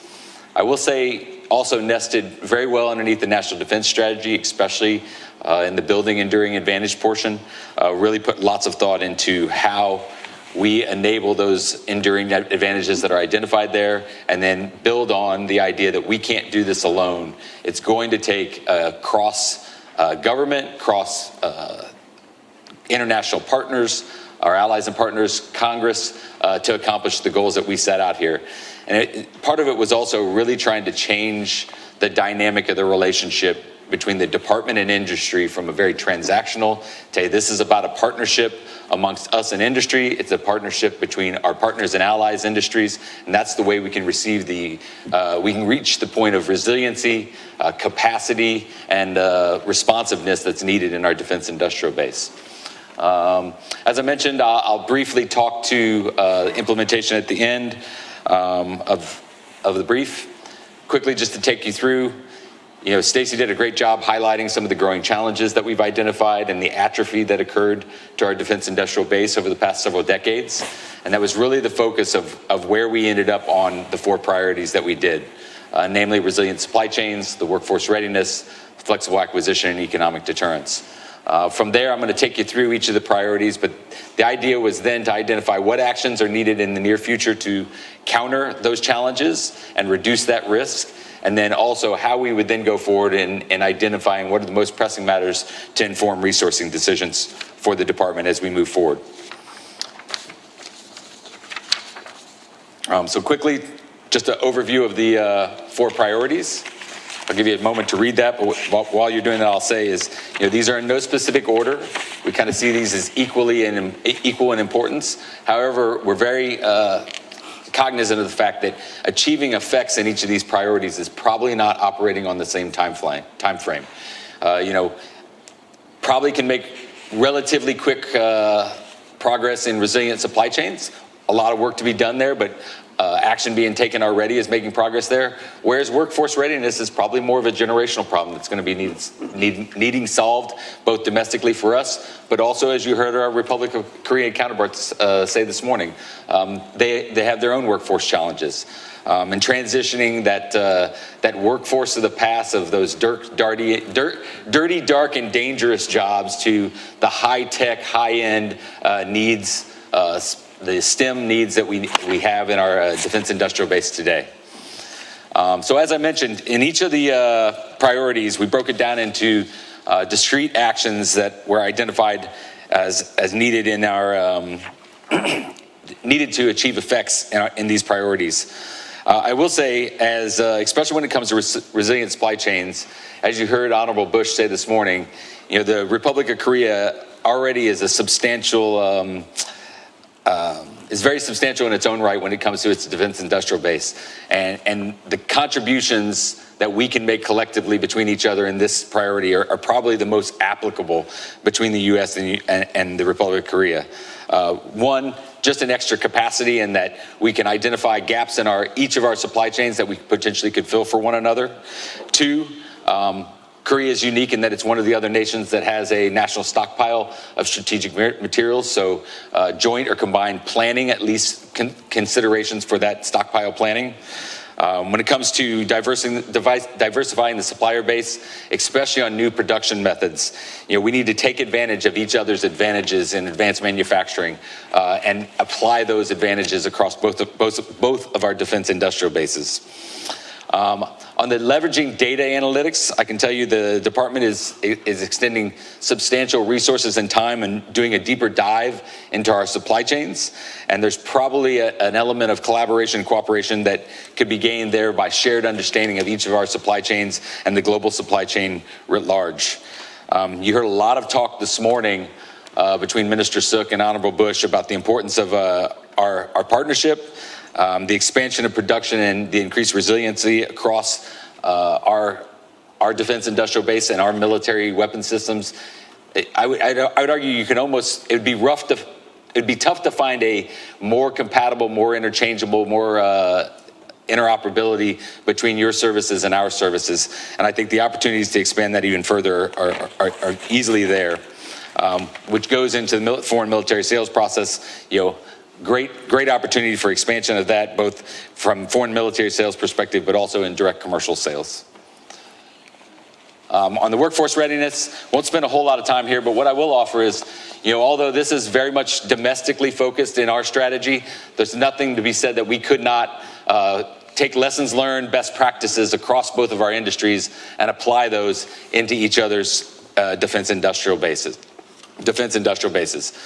Just to highlight a few of the items that we're looking to do internally, really a promotion of those industrial careers, making people understand that, to be successful, you don't necessarily need a college degree, and there's great opportunities in our defense industrial base. And that's at the manufacturing level, but also all the way up to the advanced engineering and innovation levels. And that's where that requirement for those STEM requirements comes out. So great efforts being done in terms of increasing our apprenticeships, both from the department perspective, but also working with industry to support and expand their apprenticeships programs, and then really focusing on non-traditional communities and recruiting into the defense industrial base to meet the workforce needs of the future. Moving over to flexible acquisition, I think there's opportunities for collaboration and cooperation here, especially when you look at the strengthened requirements and process SCRB at the top. So discussions on our part in terms of as we develop our requirements for future weapon systems or even modifications to existing ones, making sure that we're bringing our partners and allies in early and that we're building those requirements into that at the start rather than after the fact, where it's much more difficult at times and much more costly for that matter.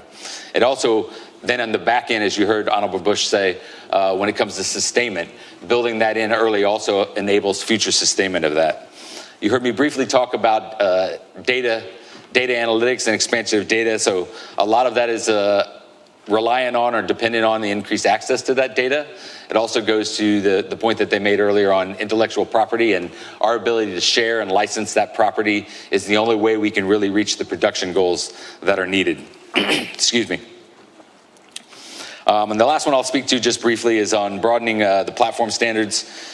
Yeah, this is really focused on the innovation side of the house and very early on opening up that sharing of information and incorporating the best technologies into our systems as they're being developed. And that can only be done through more collaborative intellectual property sharing and open architecture frameworks. Lastly, another area of relative opportunity when it comes to Republic of South Korea and the United States, and that's on our economic deterrence front. What I also say on this priority is this is one that the department really sees as we are probably more reliant on our other partners than internal to the department ourselves. Yes, we can do things internally and are already doing things internally, but we're really reliant on the interagency and then those collaborative efforts across our allies and partners to ensure that we're, establishing enforcement standards when it comes to adversarial capital. Potentially adopting shared prohibitive sourcing policy. As you heard them speak this morning, none of us want to have adversaries on our supply chains, and we need to reinforce that mutually between us. Really trying to press for greater involvement of the U.S. in standard setting bodies, especially when it comes to AI, space, and communication. And then lastly, expanding on our agreements when it comes to economic security agreements. The SOSA that we discussed earlier is just the start of those opportunities. So as you heard me mention earlier, this is really all focused on the idea that we're trying to buy down risk in our industrial base. We've identified 25 actions against the 4 priorities, and if you've read the strategy, there are a multitude of risks that we've identified that are threats to our industrial base. And as we develop our assessment framework for the strategy, that's what this is really focused on, is how do we mitigate those risks, and what are the measurements of both performance and effectiveness that we need to look towards to make sure that we're making progress towards these priorities. And as I mentioned before, on implementation, so we have been working since publication on developing implementation for the strategy. In the very near future, you're going to see a release that basically looks from time now backwards of the things the department has been doing already and is continuing to do that support the strategy. Following that, later this summer, you'll see a version, an unclassified version of the implementation plan for the strategy that takes all the efforts that are ongoing across the department, the services, the interagency, and industry, and demonstrates how they are complementary to one another while also identifying how we're going to assess that progress moving forward. So again, thank you for the opportunity to talk about our strategy. I look forward to your questions. Matters. Gina, please.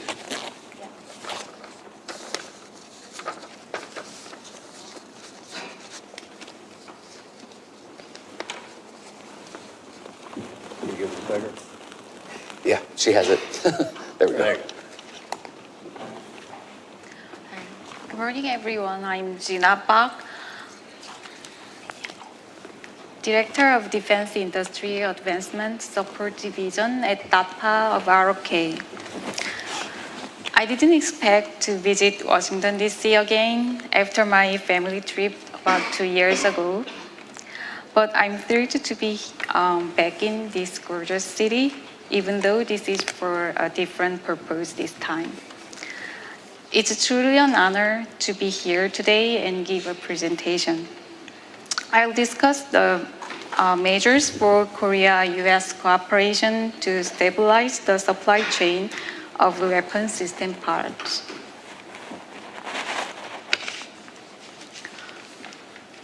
The presentation will cover the following topics: trends related to supply chain stabilization and mutual efforts between Korea and the U.S. to stabilize weapon system supply chains, and lastly, enhancing support for the entry of Korean SMEs into the global weapon system supply chain.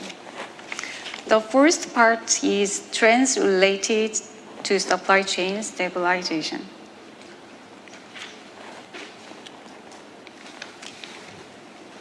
Okay. In recent years, the stabilization of global supply chains has become a critical issue due to various factors such as COVID-19, the Russia-Ukraine war, and Israel-Palestine conflict. In high-tech fields like semiconductors and core materials, we are experiencing competition in technology and production capabilities, so we often face supply-demand instability or imbalance in this advanced technology sector. Additionally, there is an emerging need to build environmentally sustainable supply chains as a measure against climate change. For these reasons, supply chain issues are increasingly becoming a matter of national security beyond just economic necessity. The United States, under the Biden administration, immediately implemented measures to inspect the supply chain of core manufacturing industries. The report concluded that resilient, diverse, and secure supply chains are necessary for national security across several major U.S. industries. Based on these findings, the U.S. is promoting various supply chain policies to expand the supply bases domestically and with allied countries for advanced technology industries. Since Japan's export restriction on semiconductor materials to Korea in 2019, Korea has been continuously strengthening the competitiveness of materials, parts, and equipment industries. We have enacted laws such as Basic Supply Chain Act and are managing items essential to economic security. In addition, the government has selected 12 national strategic technologies for intensive investment. These are semiconductors and display, secondary battery, advanced mobility, next-generation nuclear power, and so forth. The government plans to invest a substantial budget in these fields over the next 5 years. On the defense side, we are also fostering companies in these high-tech strategic industries as well. I will provide more details about this later. The next part is mutual efforts between Korea and the U.S. to stabilize the weapon system supply chain. In November last year, Korea and the U.S. signed SOSA. We have agreed to mutually prioritize and support industrial resources for the stabilization of supply chains between the two countries. If one country requests priority for a specific contract, the other country will directly grant priority or ensure that the contracting company fulfills the priority request. Korea is also taking necessary measures to implement the SOSA agreement with the United States. Moreover, following the joint statement on the RDP MOU in May 2022, Korea and the U.S. are discussing the signing of RDP agreement. This agreement is expected to lead to rationalization, standardization, and improvement in interoperability through mutual opening of Korea-U.S. defense procurement markets. Despite concerns in Korea about opening our defense procurement market to the U.S., which has superior defense technology, cooperation is needed in a way that can expect fair mutual benefits, not only through mutual trade, but also by promoting joint development and production to form a reliable supply chain.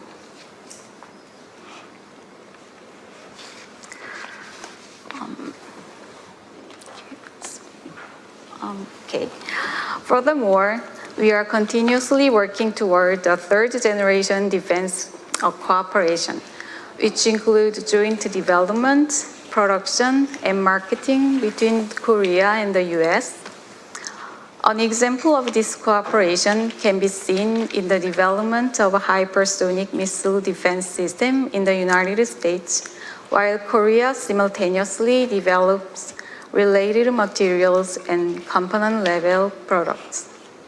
Together, we can produce an integrated system and even conduct marketing efforts to third countries. As I know, we will propose another project of this type of cooperation in the next session to be held in this afternoon. Korean companies are also participating in the U.S. Foreign Competitive Testing FCT program, with recent selections including LIG Next One's guided rocket for unmanned surface vehicle in 2022. We hope to see more of Korean companies in high-tech strategic industries included in the FCT program through ongoing collaboration.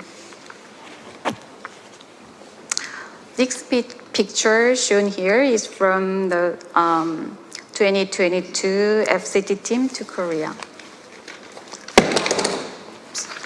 DAPA is strengthening the investigation and management of the weapon system supply chain. So we implement annual investigation of weapon system supply chain and build an alarming system based on the information of parts supply chain. Also, we are promoting the cutting-edge industrialization of the defense industry to prepare for the future battle environment.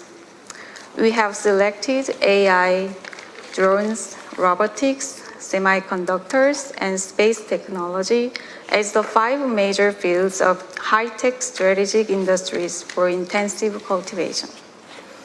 We provide systematic support from entry into the defense field to product development, certification, testing, and marketing, aiming to develop world-class defense SMEs. This picture describes 5 major defense high-tech strategic industries to prepare for the future battlefield. And the next picture shows the support measures by the Korean government for each stage of business growth of defense SMEs.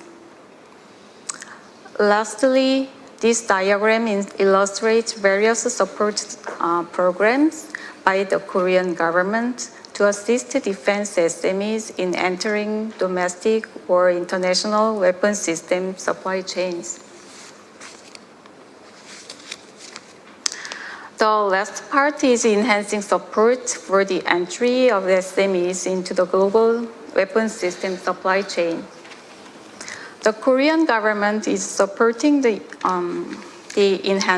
enhancement of technical capabilities and product competitiveness of SMEs so that technologically advanced Korean parts or components companies can participate in the supply chains of global system companies. Then SMEs can export their own products worldwide. Meanwhile, the government provides SMEs with information about global system companies and utilize the offset obligation of foreign system companies contracted with the Korean government. This would also help our SMEs enter global supply chains.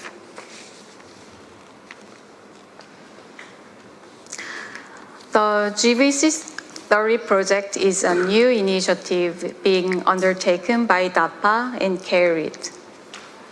We analyzed the competitiveness of Korean SMEs weapon system parts, components, or equipment in 15 technological fields, while also examining the supply chains of global defense companies to support the matching of mutual cooperative companies.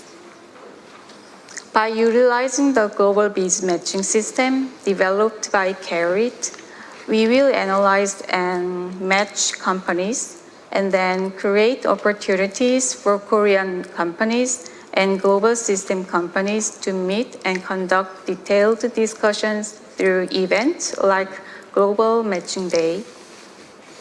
Based on this, we aim to support the development of parts or components by Korean companies and facilitate their participation in the global supply chain by utilizing the offset trade system. The Korean government plans to assign a higher value multiplier to the offset trade in this case compared to others. A considerable number of U.S. companies would be included in these global system companies. Through this project, we expect to nurture globally competitive parts companies and contribute to stabilization of supply chains in both countries. We request your interest and support for mutual cooperation with the GVC-30 companies supported by the Korean government. We seek your assistance in reviewing the technologies or products of GVC-30 companies and arranging opportunities for discussions on their participation in the supply chains of U.S. defense companies. Additionally, we request that Korean companies be considered for participation in the U.S. Defense Industrial Base Consortium, DIBC, to undertake joint project. We hope that the partnership between companies from both countries will enhance mutual defense capabilities and contribute to strengthening supply chains.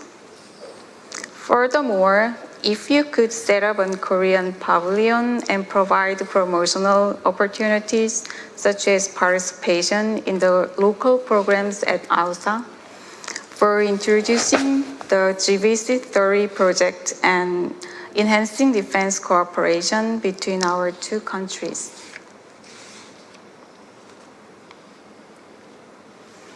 This is a diagram of showing the booth layout at CA Aerospace Exhibition to show the Australian booth as an example.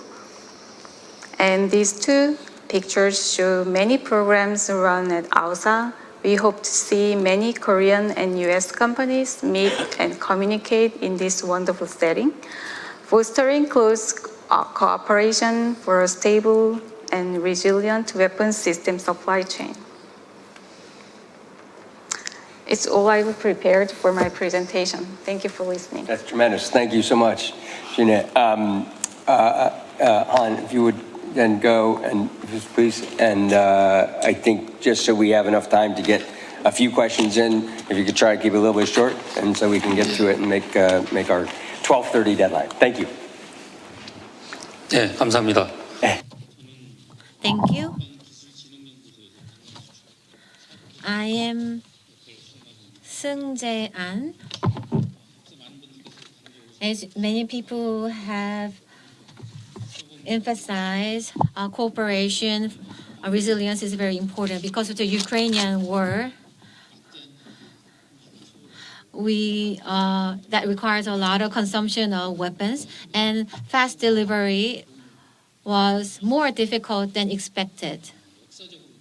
Well, historically, when there's a collision among powerful nations, usually the war was very protracted. The First World War was more than 50 months, and Second World War also 60 months and over. So if we predict such warfare, I think the bottleneck will only intensify. On the other hand, China and Russia, these rival nations of the United States, they are also going through similar pain points. So if in this liberal bloc, if we do have enough stockpile, and if we are ready to use them, I think we can have deterrence effect. So in a nutshell, I would say that capacity equals deterrence. If I talk about Russia-Ukrainian war, advanced weapons, including drones, are actively leveraged. But you can also see that not just advanced technologies from new technologies, actually the production capability is becoming more important. In the beginning, Ukraine seems to be on the superior side because of the technological advantage. However, as time goes by, Russia also fastly adopted drone technology. As a result, now the two sides are having drone production capability competition. So the production capability, having advantage on that, is still very important under this era, in this era of advanced technology. At the same time, for the security of the United States, going forward, we think production capability will stay important. Republic of Korea, we are aligned with such a strategic interest of the United States in all areas. We are one of the partners that have the interoperability. So I think it is time for us to improve cooperation between bilateral industries going further so that we can close the gaps in security. For this goal, the two countries, I think, have some potential ideas. First idea is having institutional cooperation. In 2023, we signed SOSA. So we need to designate the companies that will implement that. And also, secondly, I think we need to have more customized G2B cooperation. So RDPI or SOSA, through such we can have more fast and effective implementation of that. Recently, the two-country FCT program or FTAS, we have cooperation projects to intensify the depth of our cooperation. However, I think we have room for further intensification. Recently, United States DIBCOT system and also the DIO and Singapore Defense Ministry arrangements are good cases in point. And also Korea DIBCOT wants to be one of the DIBC countries, and also we are willing to cooperate, intensify our cooperation in this regard. Such system will exempt Korean companies from some barriers in participating in this market. And also, lastly, we can have more cooperation fields. I think ally is about friends indeed and in need. So if you know what your friends are in need of, then your cooperation can intensify further. I think Republic of Korea, like mentioned, there are 5 new areas that the Korean government is focusing on. Especially, we have the Defense Company 100 project, where we are nurturing more defense companies. NDIS by U.S. or NDSTS. If you look at those documents, you can see that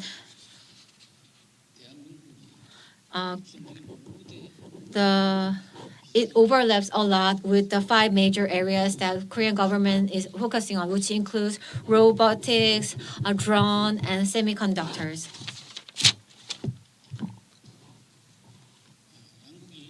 The two countries, in order to have better cooperation, we need to expand our spectrum of cooperation.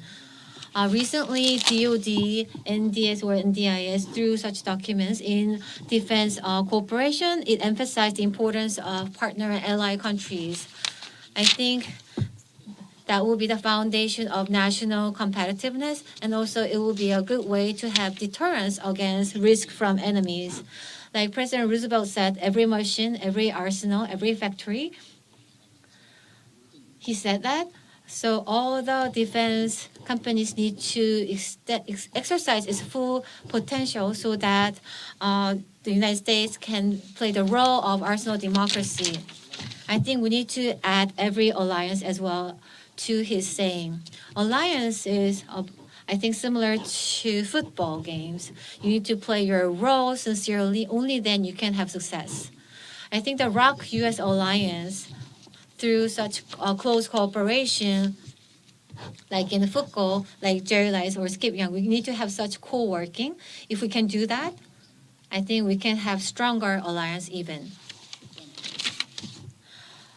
Our institute will do our best so that the bilateral industries can be flourished based on our support. And also we'll make sure to have the supply chain that is reliable and trustworthy, based on which we hope that our alliance will become more robust. Thank you. How about I would like to just kind of ask a broader question that touches on everything that I think everybody's talked about a little bit is, but Stacey and I were talking a little bit earlier, is how do you deepen the defense and industrial-based relationship between the two countries, but also allow competition to flourish, as some of you alluded to. Obviously, South Korea has a robust competition and sells a lot of, exports a lot of weaponry and the like. The U.S. needs some of that, as we saw with the purchase of the ammunition for Ukraine recently. But basically, how do you deepen and also navigate competition? Let's start with you, Stacey. I didn't realize I set myself up for that. You did. You totally did. Because that's not an easy question that I have a clear answer to. But I think, we both have and fully support having the private sector being strong, and competition is a key part of that.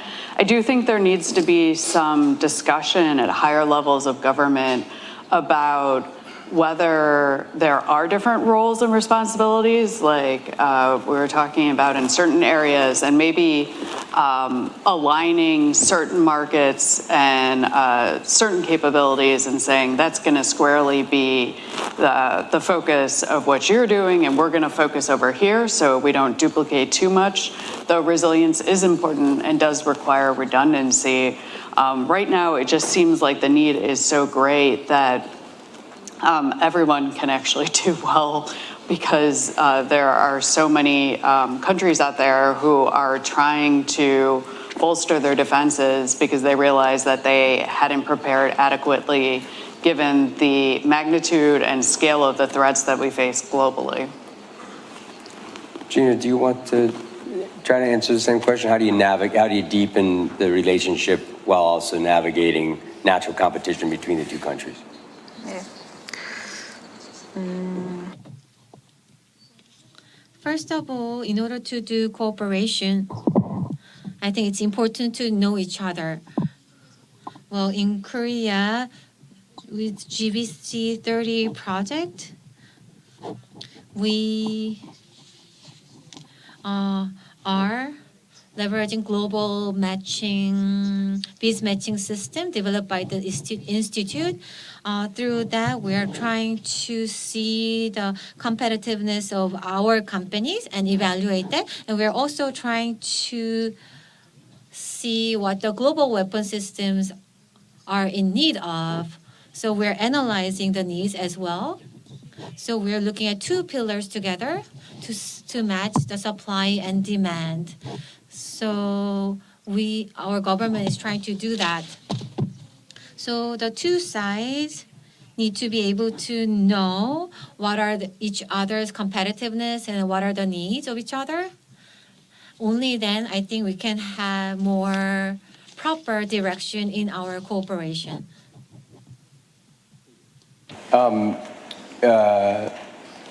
Jeff, can you just kind of give us a couple practical examples of what you see as more of this deepening relationship? I'm really kind of struck by the opportunity potentially for American ships to get more maintenance there. The tyranny of distance is very clear in that region, as you well know. But that's just one example. But what should people think this looks like as it deepens? Yeah, thanks. Maybe if I'll just touch on the previous question briefly as well, which is that I don't think we want at all to minimize all the benefits we get through competition, fair market competition. That will continue to be the case. I think the question for us is, has that fully provided for all of the requirements that we have, given the recent history of international insecurity that we're facing? And there, the question is, can governments apply the same level of organization and orchestration and commitment that we have in the strategic space, in the political space, in the policy space, to the defense industrial space? And I don't think it's actually much. I think a little bit of organization and orchestration actually goes a very long way to simply accelerate what will naturally happen in the market anyway. And so if we get after these comparative advantages, understanding where one nation has a real opportunity to provide and where others have real needs, we can actually accelerate the way that marketplace naturally works over time. That's really, I think, what we're talking about here. On the practical examples, thanks for bringing up sustainment. This is going to be a really important area going forward, in my opinion. Kudos and hats off to our acquisition and sustainment colleagues who have built a new regional sustainment framework. We know from working with U.S. Indo-Pacific Command that in this region, we have a real operational requirement for forward sustainment. That's on a variety of platforms and systems. And as we think about the character of competition as it unfolds, and also as we think about planning for crisis and conflict, where do we want hubs for sustainment of critical systems that will, in the very first case, impact deterrence? That's what we're after. But in the event of crisis or conflict, how are we able to rapidly sustain U.S. allied and partner systems that might require that?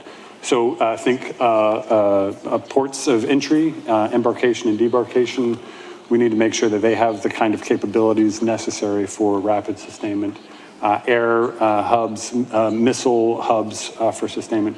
All of those things require a collective thinking and a mapping process of where physically, geographically do you want those areas. And we know that Korea has some tremendous capability in this regard that I don't think the United States has fully taken advantage of. We need to be better at doing that and thinking our way through what Korea provides, again, not just for us and for Korean systems, but for others in the region as well, and vice versa. There will be other areas where we need to sort of think our way through this. So I think that's a great area to think practically about this issue set. Do you have any view from your standpoint, of what this looks like? Kind of basically the same question I just asked Chad. Yeah. I also want to take one example. One of the things I saw in the presentation is that the Korean companies, they have this unmanned rocket system developed. So we participated in the FCT program. I think LIG is participating in that. if you look at that background, you can see that in order for the United States to counter Chinese, you also need this unmanned version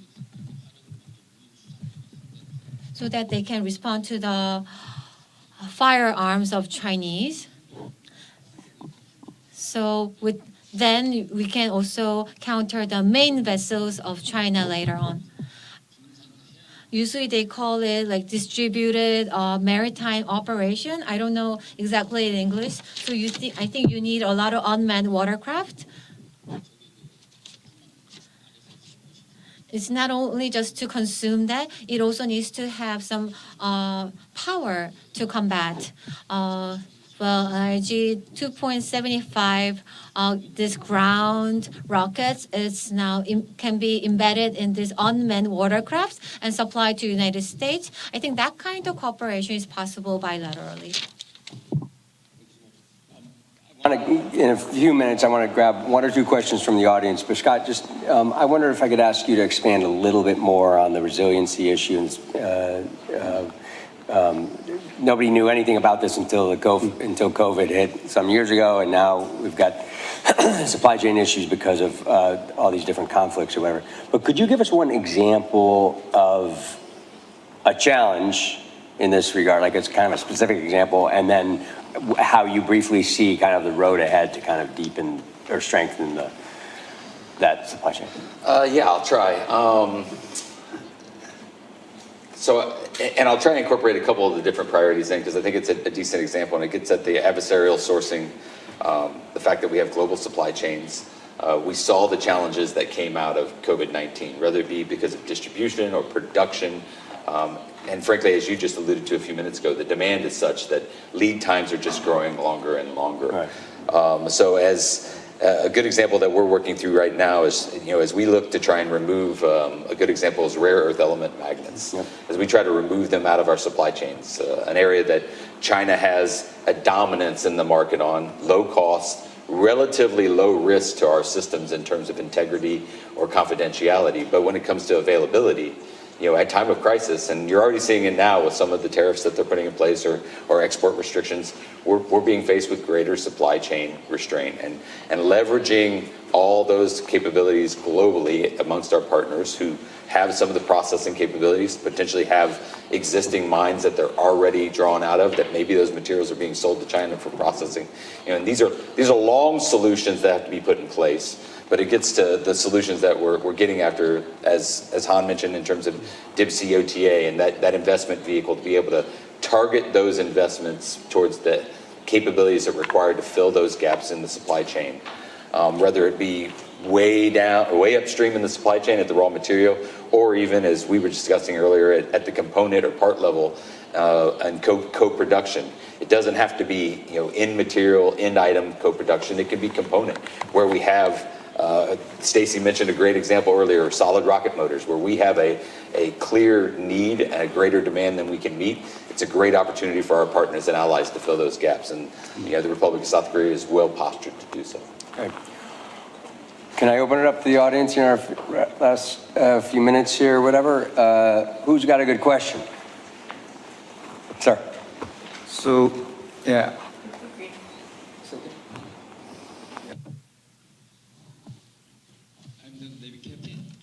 I'm the director of the North America Cooperation Division from the DAPA. So actually the NDIS, I have a question for Scott Sandmeyer. Actually, NDIS is focused on the global resilient supply chain stability between the allies and friendly countries.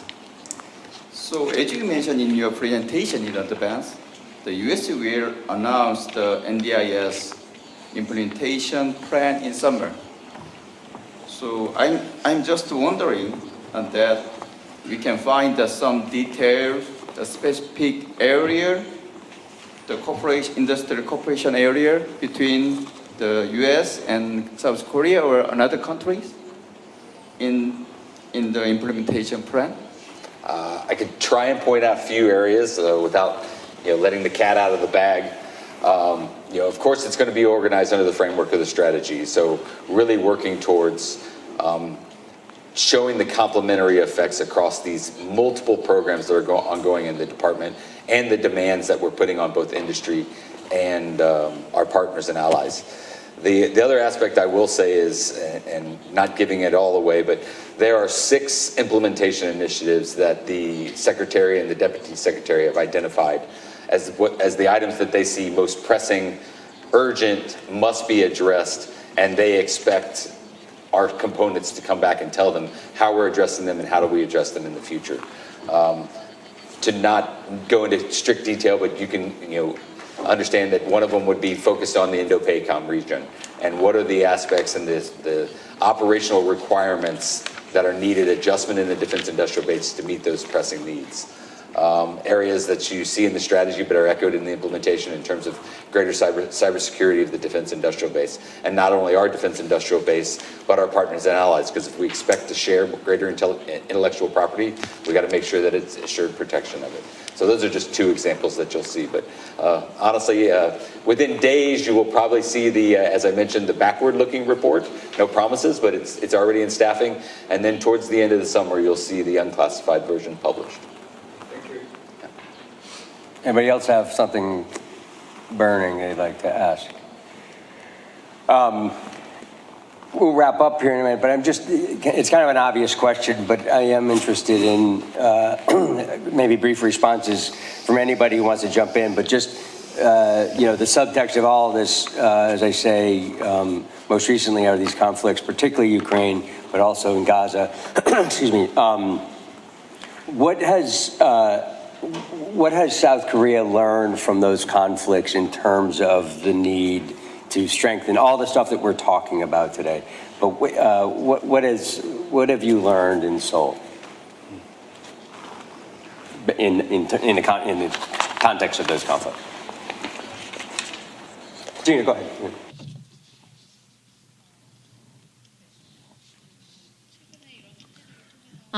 Based on the recent conflicts, like through relationship among allies and partners, we understand now that securing supply chain is very important, and also at the same time, like technological control among countries are also on the rise. We realize that, and we now learn that we also need to be prepared for that.